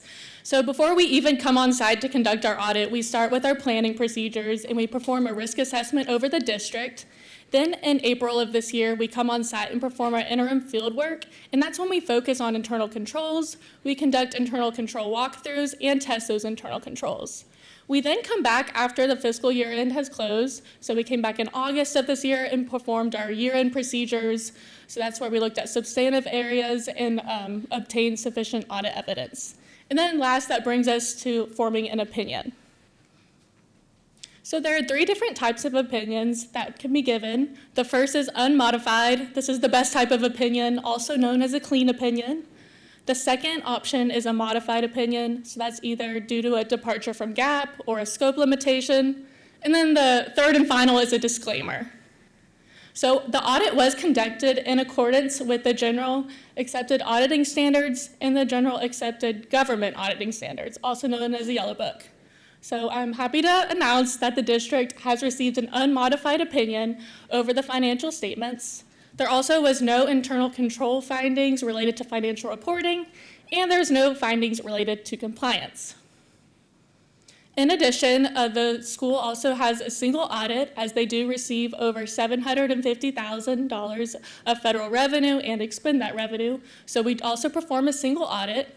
For fiscal year 2025, the federal major programs that we looked at was the Child Nutrition Cluster, the Medicaid Cluster, and Title II Part A.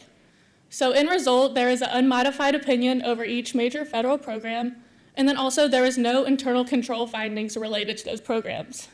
I do want to mention that we do base this audit off of the Compliance Supplement, which is a document published by the Office of Management Budget.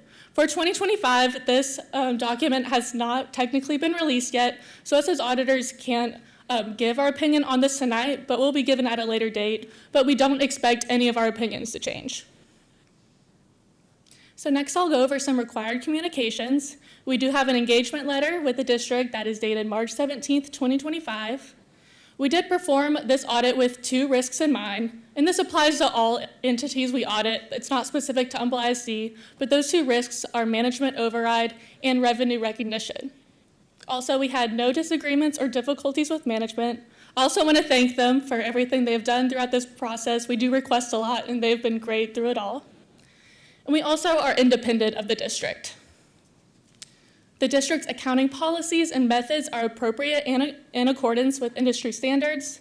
The district did implement a new standard GASB statement number 101, which deals with compensated absences. And then lastly, we are not aware of any situations in which management consulted with other accountants on accounting or financial reporting matters. So next I'll go over the general fund budget to actual schedule, which can be found in the financial report and is a schedule that is required by TEA. In summary, actual revenues of $555 million did exceed final budgeted amounts by $14 million. Actual expenditures of $535 million were less than final budgeted expenditures by $8 million. Net other financing uses of $24 million were more than budgeted amounts of $10 million. In result, fund balance did decrease from the prior year of just about $5 million, and total ending fund balance for fiscal year 2025 in the general fund was $204 million. This slide goes over the government-wide financial statements. So these statements differ from the general fund and fund financial statements as it includes items such as capital assets and long-term liabilities. So in summary, total assets and deferred outflows totaled $2.1 billion for the year, and this is mainly comprised of cash and investments of $609 million, capital assets net of depreciation and amortization of $1.3 billion, and receivables of $118 million. Total liabilities and deferred inflows totaled $2 billion, and that's made up of bonds payable of $1.4 billion, arbitrage payable of $7.6 million, and medical insurance liability of $8.6 million. So in result, the district had a total ending net position of $153 million. This slide goes over the revenue in the general fund, which is the district's main operating fund. So for the fiscal year, total revenue was $555 million. And this is mainly made up of state aid revenue, which was about $325 million, or 59% of the general fund's revenue. And then the second largest area is property taxes, and that was $157 million, or about 28% of the total revenue in the general fund. Then on the other end, this slide goes over the general fund's functional expenditures, which for the year totaled $535 million. So this was mainly made up of instruction and related services. So that's the district's function 11, 12, 13, and that was $341 million, or 64%. The next largest chunk is 12%, and that is student support services. And then the next is instructional and school leadership. That is about $39 million, or 7%. This slide goes over the total general fund balance. So we have the current year, 2025, and it shows all the way back to 2020. So for 2025, the district had non-spendable fund balance of $5 million. So that includes the district's inventories and prepaid amounts. Assigned fund balance was $65 million, and then unassigned fund balance was $134 million. So you do see there was a slight decrease from prior years, but overall, it is a healthy fund balance. Then this last slide just goes over the general fund assigned and unassigned fund balance compared to the general fund's expenditures. So for fiscal year 2025, the combination of assigned and unassigned fund balance was $198 million, and that makes up 37% of the general fund's expenditures. And I will take any questions, if there are any. Any questions, anyone? Well, thank you very much. Thank you. Jen. Okay, item 6D, resolution of Humble ISD Board of Trustees casting its vote to appoint directors to the Harris Mr. County Vice Appraisal President? District's Board of Directors. Mr. Vice President, I believe you had a motion on the table. Oh, yeah, no, oh, yeah, I'm so sorry, we sure did. Okay, back on C with the motion that Mr. Silver read. After the presentation, any comments? Nope. All in favor? The vote passed. Okay, now on to 6D. Resolution of Humble ISD Board of Trustees casting its vote to appoint directors to the Harris County Appraisal District's Board of Directors. Before we have a motion read, does any trustee nominate an individual for it? Mr. Scarfa. I would like us to cast our votes, our 38 votes, to Mr. Bill Frazier for this position. Do you need a second? Any others? Mr. Silva, then can you please read the motion with Bill Frazier being the name and 38 votes being the votes? Yes, sir. I move to adopt the proposed resolution casting the votes of Humble ISD as follows. 38 votes for Bill Frazier. Second. Any discussion? All in favor?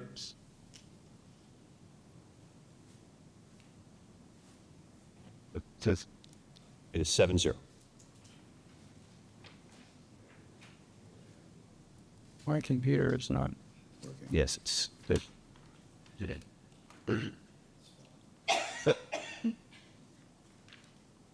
Okay, item 6E, discussion and possible action regarding board meeting structure.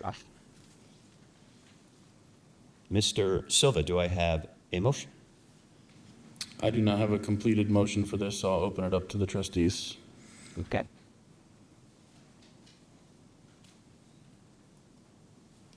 Could we have a presentation? Order. Nothing on. I have a, Okay, I'd like to make a, this is, we're on 6E, right? 6E. Done. Let me get to it. You want it? Yeah, it's not working very well. Yep, okay. I move to approve modification of the board meeting structure as follows.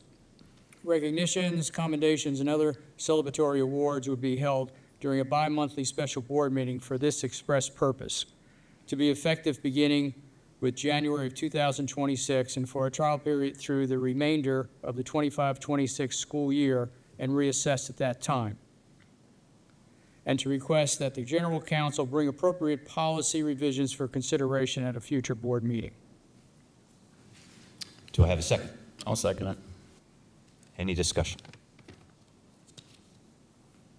Mr. Silva? Yeah, just so I understand, so is the motion saying that you would want like a special board meeting called for that? Am I understanding that correctly? Yes. It would be, separate from the regular board meeting.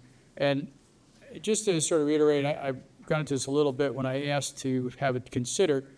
And first and foremost, I want people to understand that this proposal is not in any way to diminish celebrations of student, staff, district achievement. It's just the opposite. It will focus the spotlight on that very thing. It will be the sole purpose of that special board meeting. And if it started at 6 p.m., I think it has the added benefit of getting students and staff out much earlier, particularly as our meetings are on school nights. And my suggestion is that we hold them the special meetings bi-monthly, and typically they obviously include UIL awards, inspiring moments, super staffers, teacher recognitions, other student district and staff awards. And the board chair would ensure that the administration doesn't tag any business items on the agenda for that meeting. And as a special meeting, public comment would be limited to what was on the agenda. Moving this to the proposed format would have the benefit of more time focused on discussing student outcomes in our regular board meetings. We've been moving in that direction the last few months, and I think when you look at the additional workshops we've had and setting goals, creating a dashboard to monitor progress. And I think, ideally, according to our biannual evaluating and improving student outcome training, 2/3 of a regular meeting should be focused on education matters and student outcomes. And as I said, I think we've been moving in that direction. Finally, it's great. This board has been really, really great and diligent about this. And this, I think, also would, making a change like this and separating the two, would also take us even further down the path of following TEA's recommended Lone Star governance protocols. And you can all look at the protocols yourself, but But it really, we're already making inroads there, and this would just, I think, foster that even more, because the Lone Star governance is a continuous improvement model. I'm reading from the definitions, model for governing teams, boards in collaboration with their superintendents, who choose to focus intensely on only one primary objective: improving student outcomes. And so those are the core components of the Lone Star governance protocols. Focus on student outcomes, superintendent accountability, such as over safety, finances, student achievement. So I think if we were able to do something along these lines, it really would help us to do that. And again, it's not putting something in stone. We'd be voting to do this on a trial basis. And as I'm proposing is that we started in January with that first bi-monthly meeting of the recognition achievement meeting, and that we reassess it at the end of that next semester and decide whether or not we can want to continue it, or we tried it, didn't help us, didn't make us more efficient. We really weren't spending any more time on student outcomes and performance in our regular meetings, and that's fine. I certainly wouldn't not have my feelings hurt, but I just offer it up as something that we can try again towards our overarching objective of student outcomes.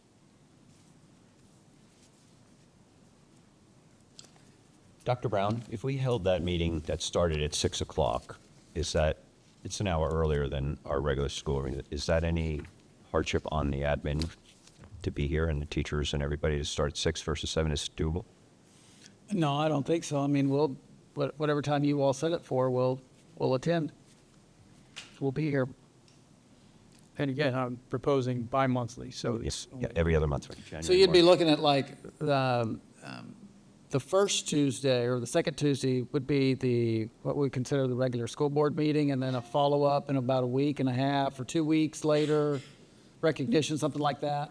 Yeah, for that particular one, and then obviously would go 2 months later for the next one, and that would be, I guess, up to the board availability for and administrative availability for doing that meeting. But I don't think it'd be a hard thing to do. So yeah, to have that, and I can't see it lasting more than an hour, 45 minutes. But it would, like I said, it would really help us really put the spotlight on the spotlight, and really focus on that. So that's where I'm coming with it.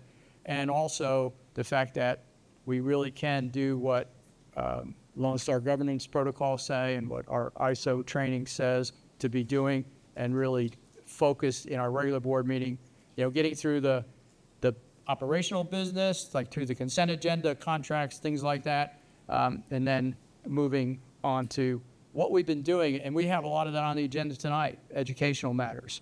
It's really good. So glad to see that's where we're. Thanks. Any other comments? Mr. Silva.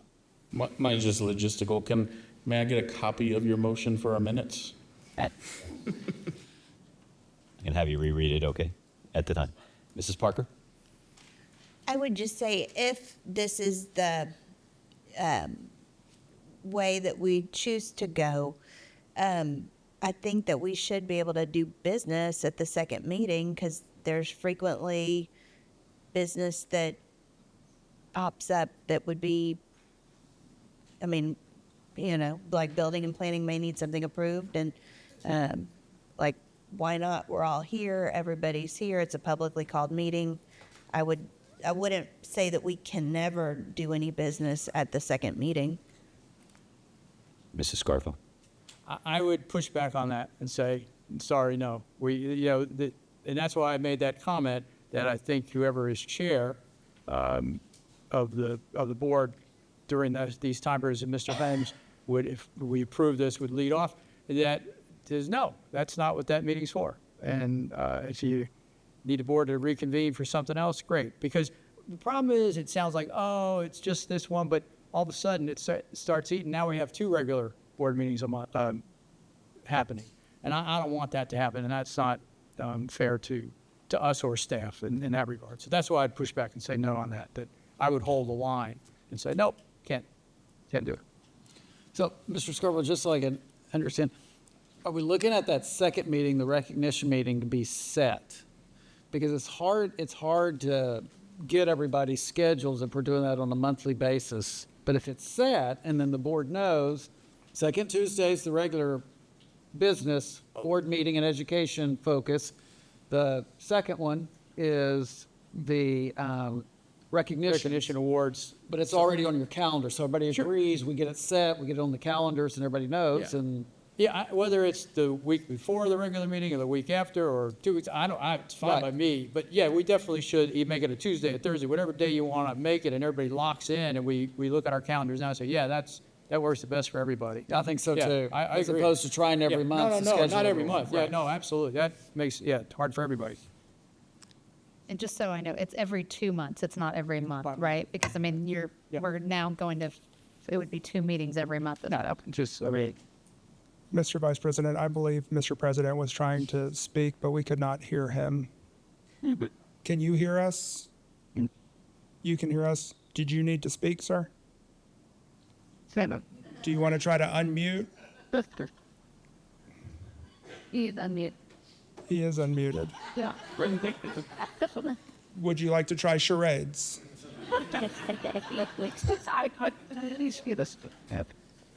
Rusty, are we having an issue?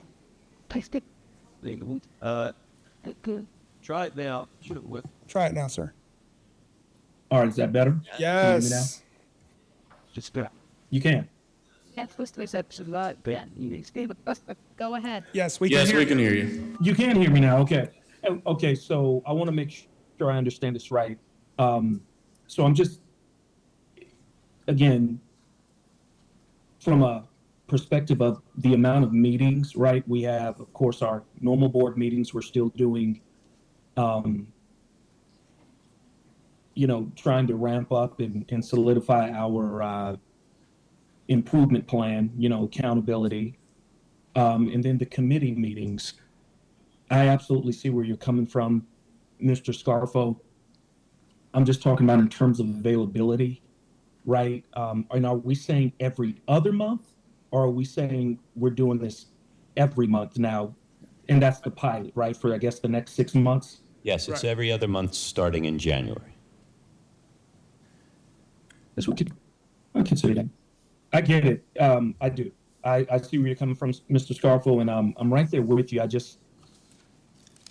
Number of meetings. And we look at doing the same time in the evening, right? What, around 6 or 7 o'clock? We're going to do it at 6 o'clock start, and there wouldn't be a need for a closed session beforehand. Not to beat a dead horse, but I want to ask the question. So if I might ask for us to table this until December just to get feedback from the group that's sitting in front of me to find out. I'd like to know, because that's going to add more meetings to this whole group, right? And for everyone to come to. So could we ask Dr. Brown to take that back and find out what his admin group, how that would look before we actually do a motion in December to get a little bit more timing? Because it is adding more meetings. It's more time outside of the normal business day. One meeting every other month. Okay, Mrs. Parker. And that would, Mrs. Shaw, an anonymous survey of the cabinet so that we could know if that's, if we have an appetite for this, or it definitely is adding another meeting. Any other comments? Just a point, if Ms. Shaw wants to make that motion, you just need to make a motion to table that and like to.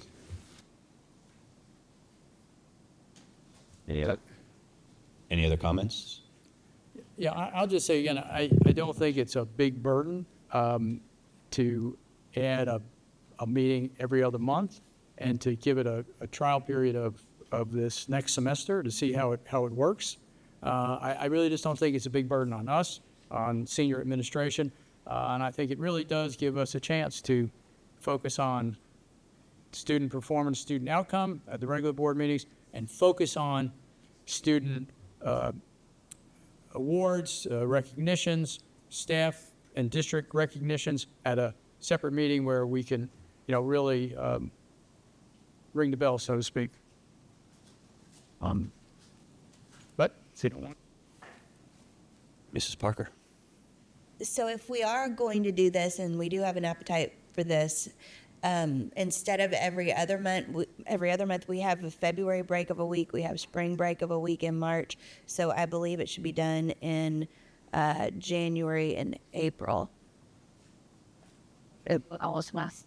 Probably once a quarter, right? Almost. So, just so I understand, then we would be doing recognitions every other month.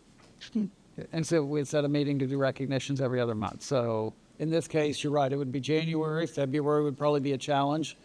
Spring breaks in there, and so then you would probably be looking at April. So you'd be looking at January and April. So then I'll do the motion. Can I do the motion? Okay.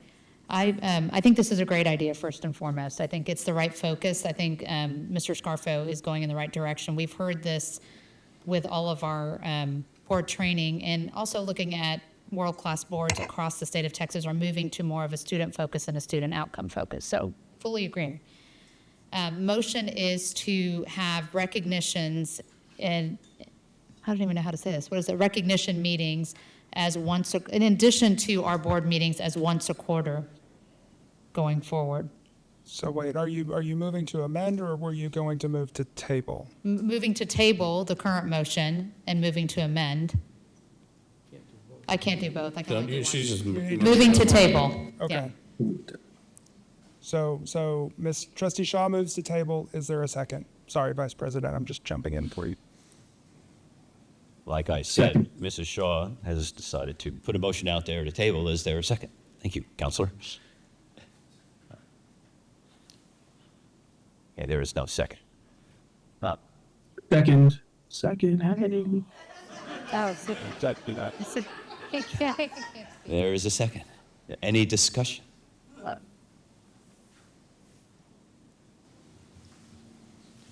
So there is no discussion, Counselor. Now it's just a vote to see who's in favor to table. Correct. Okay, all of those in favor to table, please raise your hand.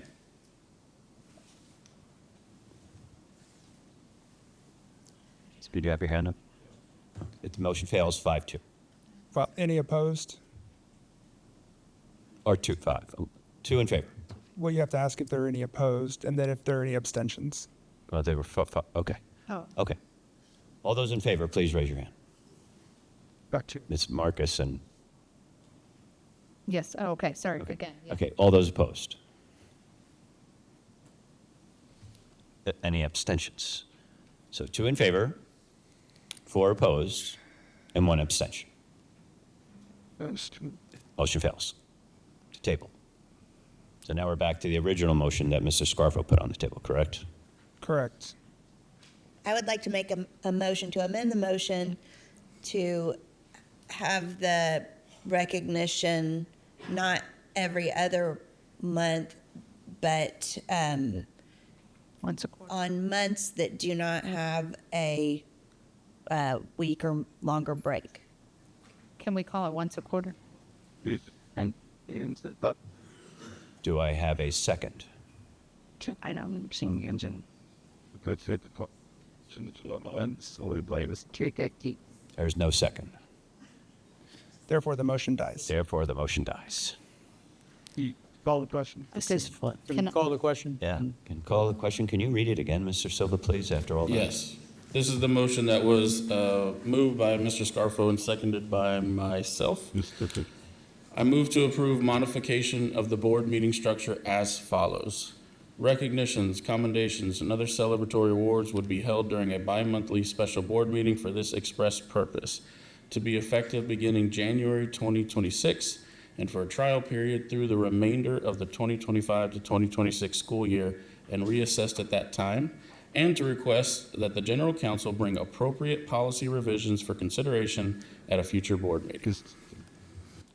Okay, that was read a second. It was already seconded. Is there any further discussion? We ramble. Okay, all in favor?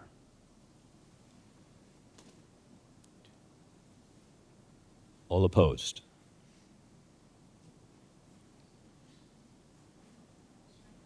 Any abstentions? 4 in favor, 2 opposed, 1 abstention. The motion passes.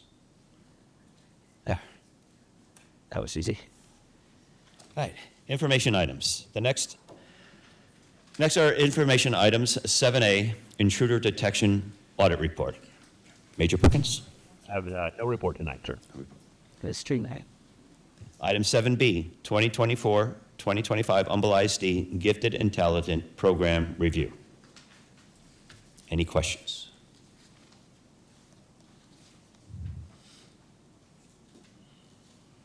Okay.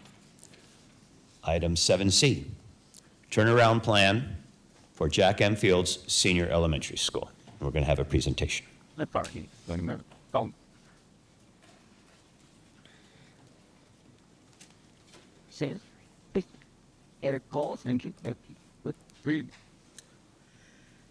Good evening, Dr. Brown, members of the board. I stand before you tonight to present the Jack M. Fields Senior Elementary School turnaround plan. In compliance with state and federal requirements, campuses that received a second consecutive unacceptable rating from the preliminary 2025 A through F accountability ratings are required by state law to develop a campus turnaround plan called the TAP, and it must be shared with campus stakeholders to ensure transparency and build a collective commitment around the campus goals. On last week, we went out to Jack M. Fields Elementary School and met with their parent organization, as well as teachers and the administrators, to share the proposed plan that we've shared with you all in compliance with the state requirements for Jack Fields being a turnaround plan. And note that even though we are having to turn this plan in by November 21st, the preliminary A through F are still preliminary, and they do not become finalized until December. We will get feedback from our submission from November 21st from the Texas Education Agency if deemed necessary for resubmission. Based on the guidelines that have been given to us by the Texas Education Agency, we were to choose a school improvement statement of strategy.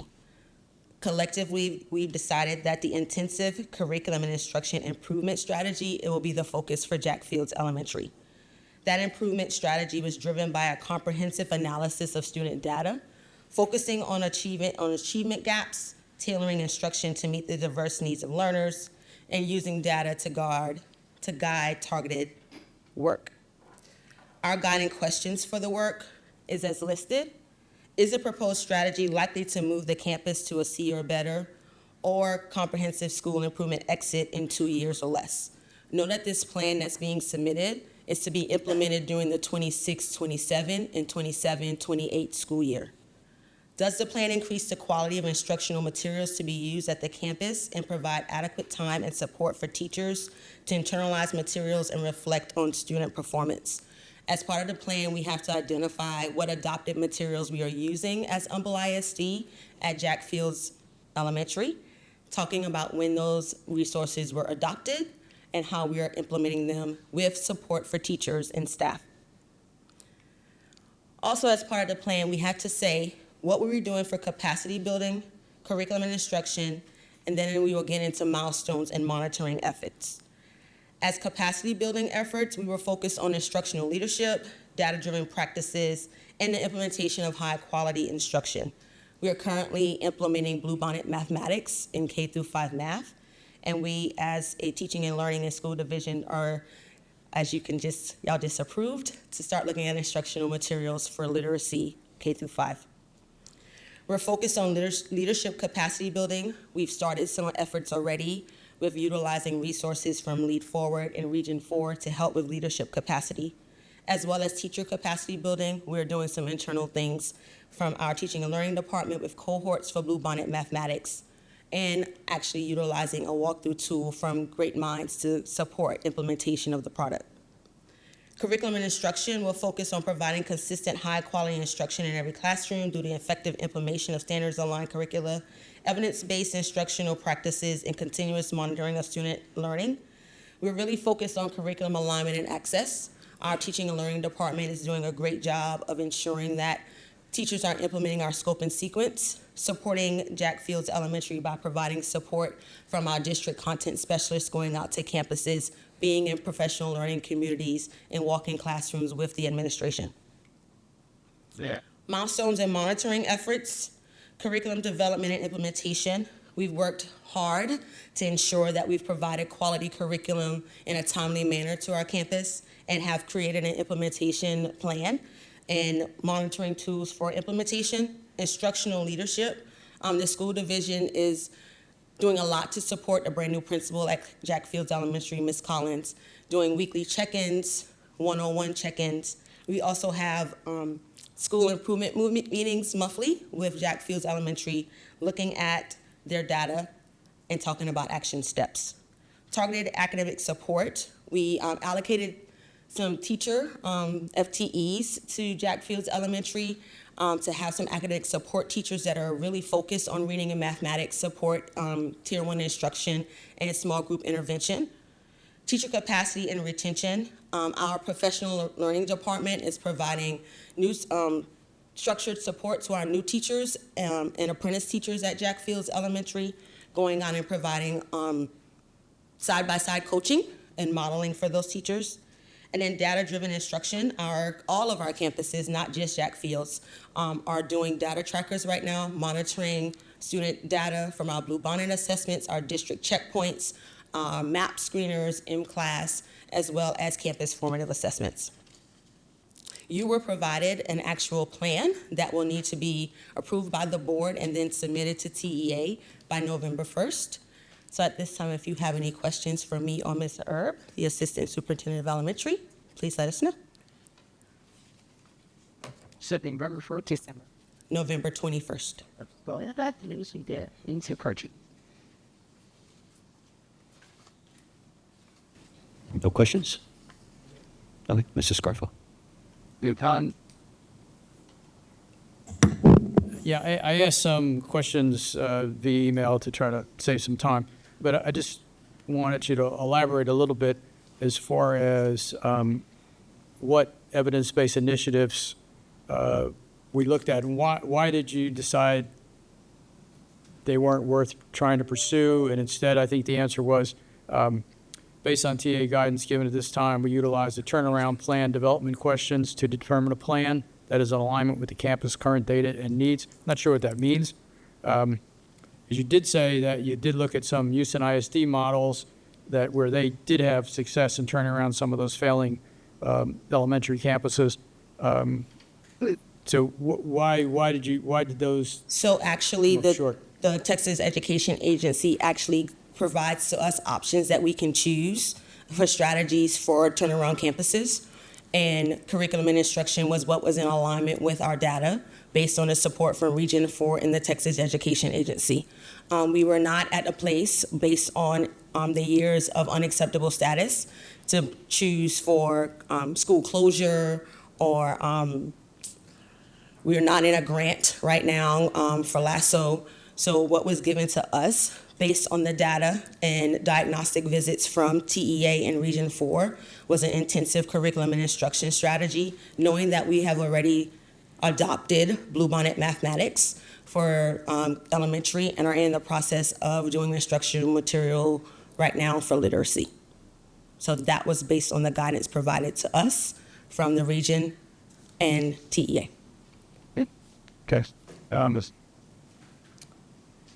As far as the instructional coaches, as I asked the question in a different way about, have we thought about paying stipends to some teachers across the district, elementary teachers who have been successful in turnarounds on their campuses or in classes to where they could come on a part-time basis to mentor.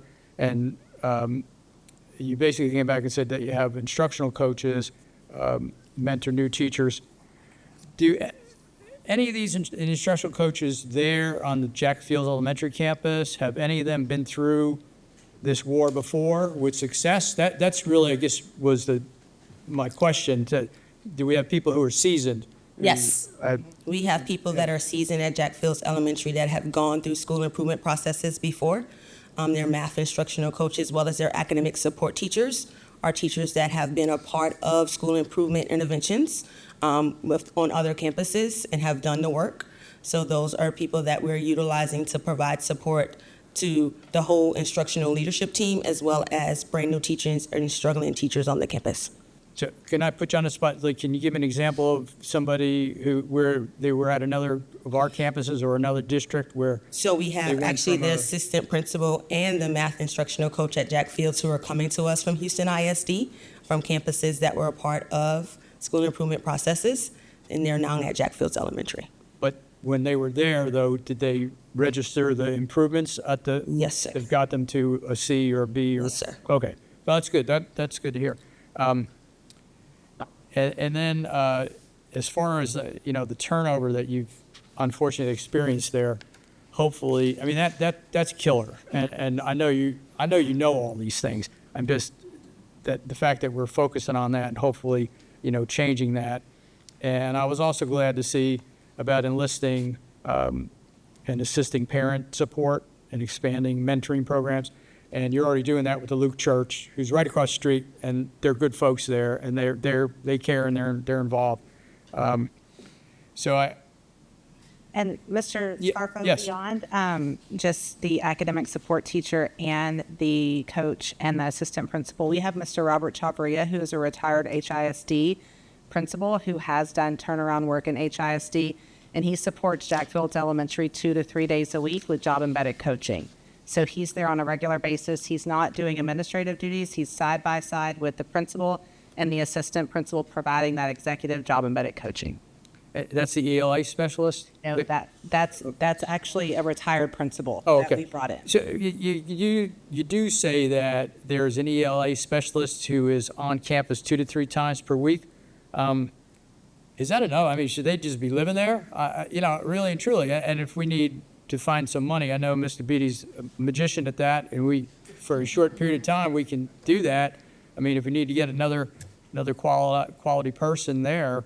And that's the work I know that myself and Ms. Hayhurst have talked about in regards to putting every available resource at Jack Fields Elementary and supporting that cause. Okay, but that's good to hear. And as you know, I mean, this is no news. I mean, we have 5 other elementary campuses that have unfortunately, in effect, chalked up an F because they had 3 Ds. So I hope that we're learning and we're doing the same thing on those campuses so that we are, and D doesn't turn into a their real plans F. in the spring. Yeah, absolutely. And what you will see is their plans are very similar. There are adjustments because obviously their goals and support are based on the specific needs and data of that specific campus. But yes, when you look at the support being provided by teaching and learning, outside resources, the support by the schools division, all of those structures and systems that are currently in place for Jack Fields are also being replicated on those campuses. Good. I have confidence in you guys, but this is tough. It is. When you ask about the HISD, that's the work we are doing right now in regards to putting systems and procedures and processes and protocols in place. We're working on the effective schools model, focusing on communication expectations, data analysis, planning protocols, learning walk, and professional development. Those pieces are being put in place, and that's based on the effective schools model that you will find in a HISD and some of our surrounding districts. So those pieces are being put in place. However, those systems were not here. So that's what we're currently doing. How are we backfilling literacy? I mean, I know we're adopting and looking at a new curriculum, but this school needs, right? Yeah. Literacy as it is right now. And you're not gonna see the effects of the new curriculum for another year and a half. That's why I would say absolutely this reading adoption has to be a priority, and in regards to the support and of implementation going forward. Right now, we actually met with Ms. Hayhurst and her team, and based on feedback from Region 4 from the post visits, and Shrita, you can share too the feedback as well, with alignment concerns in regards to literacy. We actually worked with the language acquisition department, teaching and learning department, and looked at what resources does Jack Fields currently have? What resources, what can we pull that's in alignment with the TEKS? And actually, we have transitioned Jack Fields and Ridge Creek right now to Wonders. It's a TEKS aligned curriculum Previously, it was state adopted in 2018, but still TEKS aligned, STAR aligned. It has all of the pieces that align with the current STAR assessment. And that is what we're doing. It's on a 2-week planning cycle. And after that 2 weeks, it has a quick check, a unit assessment. And so we're getting that immediate feedback on a regular basis. So that's an adjustment that we've gone to. Actually, that planning started today for 4th and 5th, and tomorrow for 3rd grade. So those adjustments are being made because we understand, also based on new staff that are on the campus, we know we need something a little bit more structured that we can support the students with immediately. Is this a report that you guys can bring back with even the mid-year benchmarks in January? Oh, yeah, seeing how this is going? Okay. Yeah. And by January, we will have our mock assessment, our NWEA map, M-class, and then we've had our fall checkpoints. So we'll have a lot of data to bring forward as well. I believe Mr. Holmes has a question. Oh, I'm sorry. Mr. Holmes, did you have a question? I did. So I think I heard you mention that we're bringing in people that have been in this position before and turned a school that's failing around. I want to make sure I heard that. And if I didn't hear that right, who are we bringing in that's advising us that we can add to this team to help turn this school and those other schools around? So part of being identified as unacceptable, you automatically get a pre-visit, a diagnostic visit, and a post-visit from Region 4 and TEA, and then they have assigned you a case manager from the Region 4 Service Center. So we have, actually on Thursday, we have our post-visit for Jack Fields. We had ours for Autumn Creek Elementary on yesterday. And they give us a really substantial executive summary of their pre-visit, their diagnostic, and their post-visits, and give us considerations and suggestions to move forward. But they will be with us side by side now for the rest of this process. So for Jack Fields, that's going to be for the rest of this school year, the 26-27 school year, and the 27-28 school year. We've built a relationship with Mariana Maldonado, who is our case manager from Region 4. She was actually assigned to us last year with Oaks Elementary as we started this process. And we saw the gains that we made with Oaks. So we're hoping for the same exact thing here. Her suggestions is totally in alignment with what we already were seeing in the data. She will be side by side with us every month as we are out at Jack Fields Elementary for our school improvement meeting, looking at the data. She has access to their data trackers. She has access to this turnaround plan and gave feedback to it. So we have the right people in the right places giving us feedback, being boots on the ground. As Ms. Erb said, we have people out there every week. There's somebody almost every day from the teaching and learning division in the schools division, providing support at the leadership level, at the coaches level, at the teachers level, providing feedback, doing observations. But we also, like we said, have actual staff members at Jack Fields who've done the work, who's been a part of that's there every day too, and also reaching out to us. There is very much a collaborative partnership with this from Ms. Collins and her team, along with our district leadership team. A couple of more questions then. Thank you. Those other failing schools, right? Is it possible to do a wash, rinse, repeat, and ask Region 4 to also, in advance, proactively? Oh, I am doing this. Oh, Mr. Holmes, I'm doing this with 7 campuses. So I have this with 7 campuses that are going through pre-visits, diagnostics, and post-visits. And then we have 7 individual meetings scheduled with Region 4 to go over the post-visit notes with executive summaries, with considerations and suggestions and next steps. And then they will be with us at each one of those campuses every month from now until the end of the school year. Okay, and my second question. So before we vote to combo question, before we vote to ratify this, is there anything else that we need to add to this plan that this board needs to do to support you, Mrs. Erb, in helping? Anything that you can think of that we need to add? No, I feel like the turnaround plan is in alignment with TEA's guidelines, but like I said earlier, we have to prioritize the reading adoption and an implementation plan to support our teachers and staff once that's adopted. Okay. Thank you. Thank you. Just one more. Mr. Scarfo. And so there haven't, and you answered the question I asked the other night.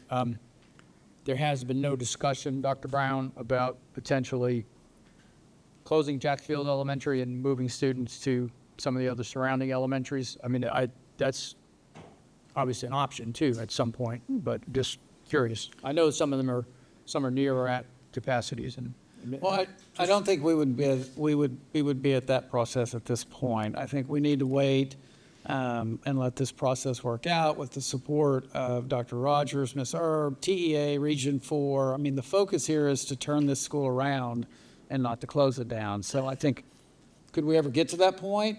Maybe, but I don't think that will happen with the work that they're doing. As you mentioned with Oaks and the work that was done there, and then you look at the improvement that they made there. I think what you're going to see here is we've made a real focus here. This team's made a real focus on working with these schools in a way that just hasn't been done in the past. And so we're very hopeful that this work will turn around and we'll see great improvements at Jack Fields and these other schools as well, just like we did at Oaks. And we're already seeing improvement. When you look at their fall checkpoint data, we're already seeing improvement with Jack Fields Elementary.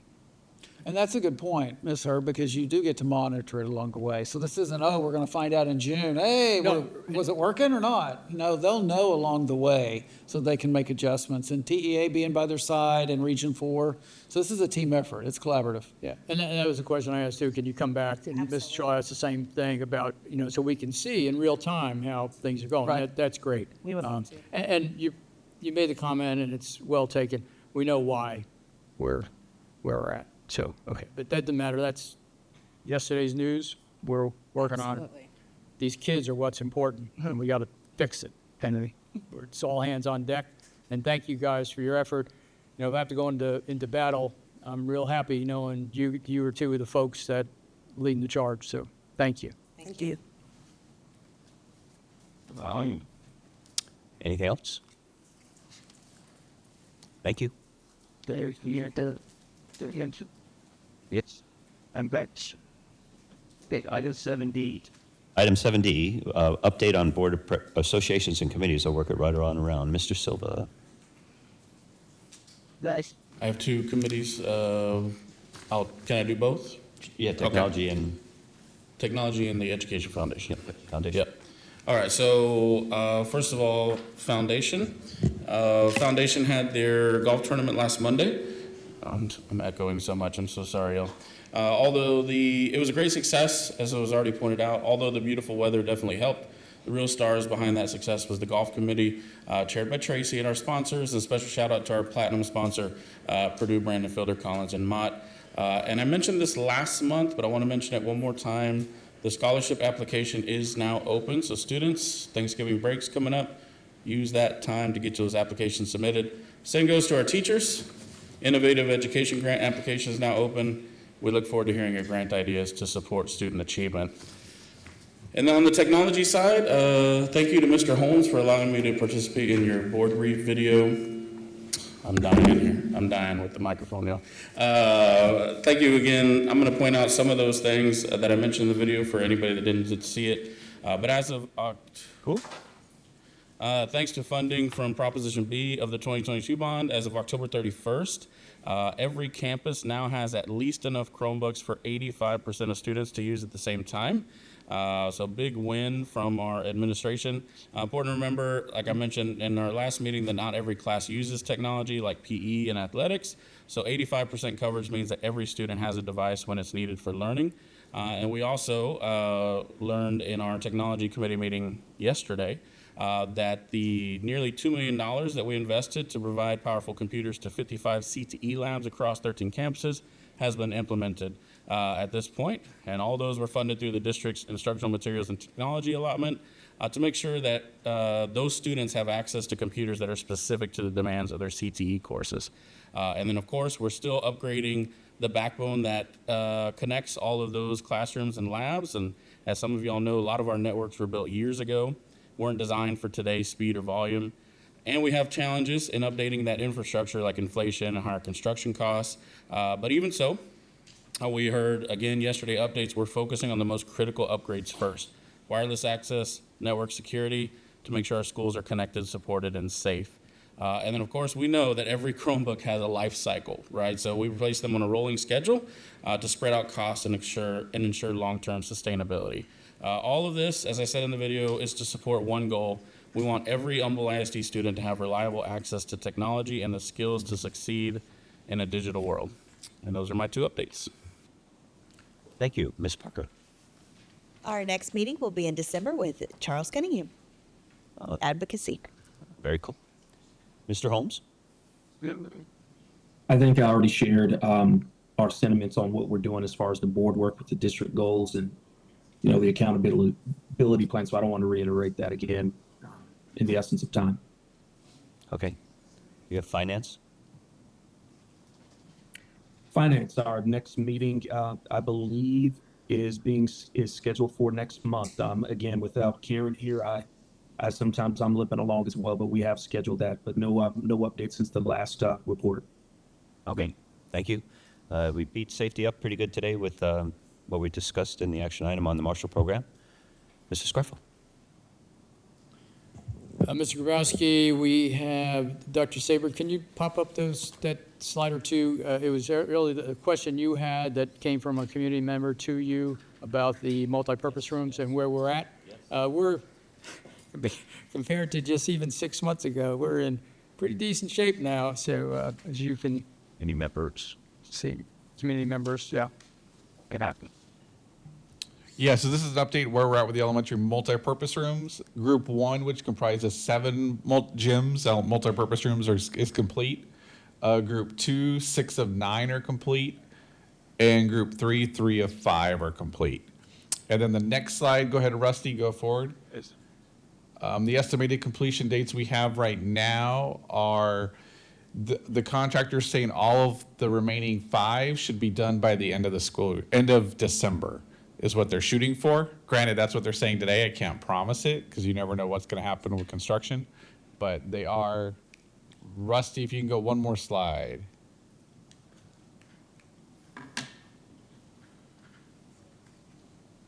Oh, it's locked up. So that's the slide that answers the questions. Yes. It froze. I can tell you the dates. I'll get it for you, Tis.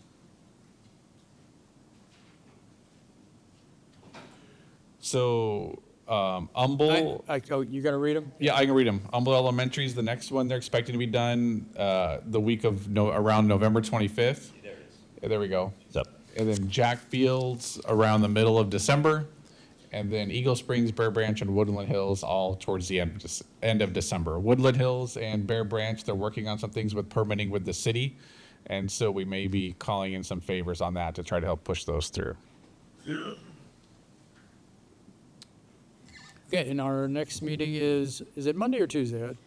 I know it's not on my calendar. It's Monday. Monday, okay.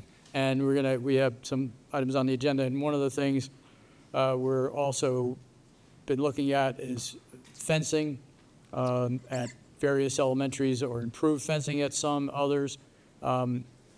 It's something that is in consideration. Mrs. Shaw? Curriculum is meeting again in January, the new year, but I just want to say this has been a big cultural change and shift for our staff and for our admin teams, and they're doing a great job. So I think it takes time when you've been void of curriculum for about 5 to 7 years to be able to do a shift and say we're going to do this and we're going to do it well. So be supportive on our campuses with our teachers because they are doing a lot of heavy lifting. So thankful for the instructional staffs and our teachers. Thank you, Mrs. Shaw. Mr. Kirchhoffer? No update. Okay. The next item, item 7E, Financial Services Report.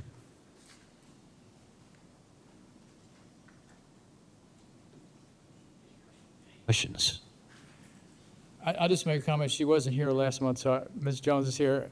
That's a phenomenal number of the collections, almost 99%. So guys are doing great.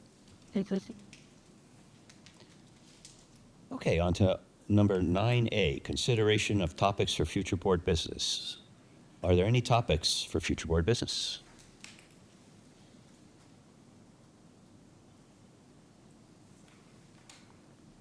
Okay. Moving on to adjournment. The time is 9:31. This meeting is now adjourned.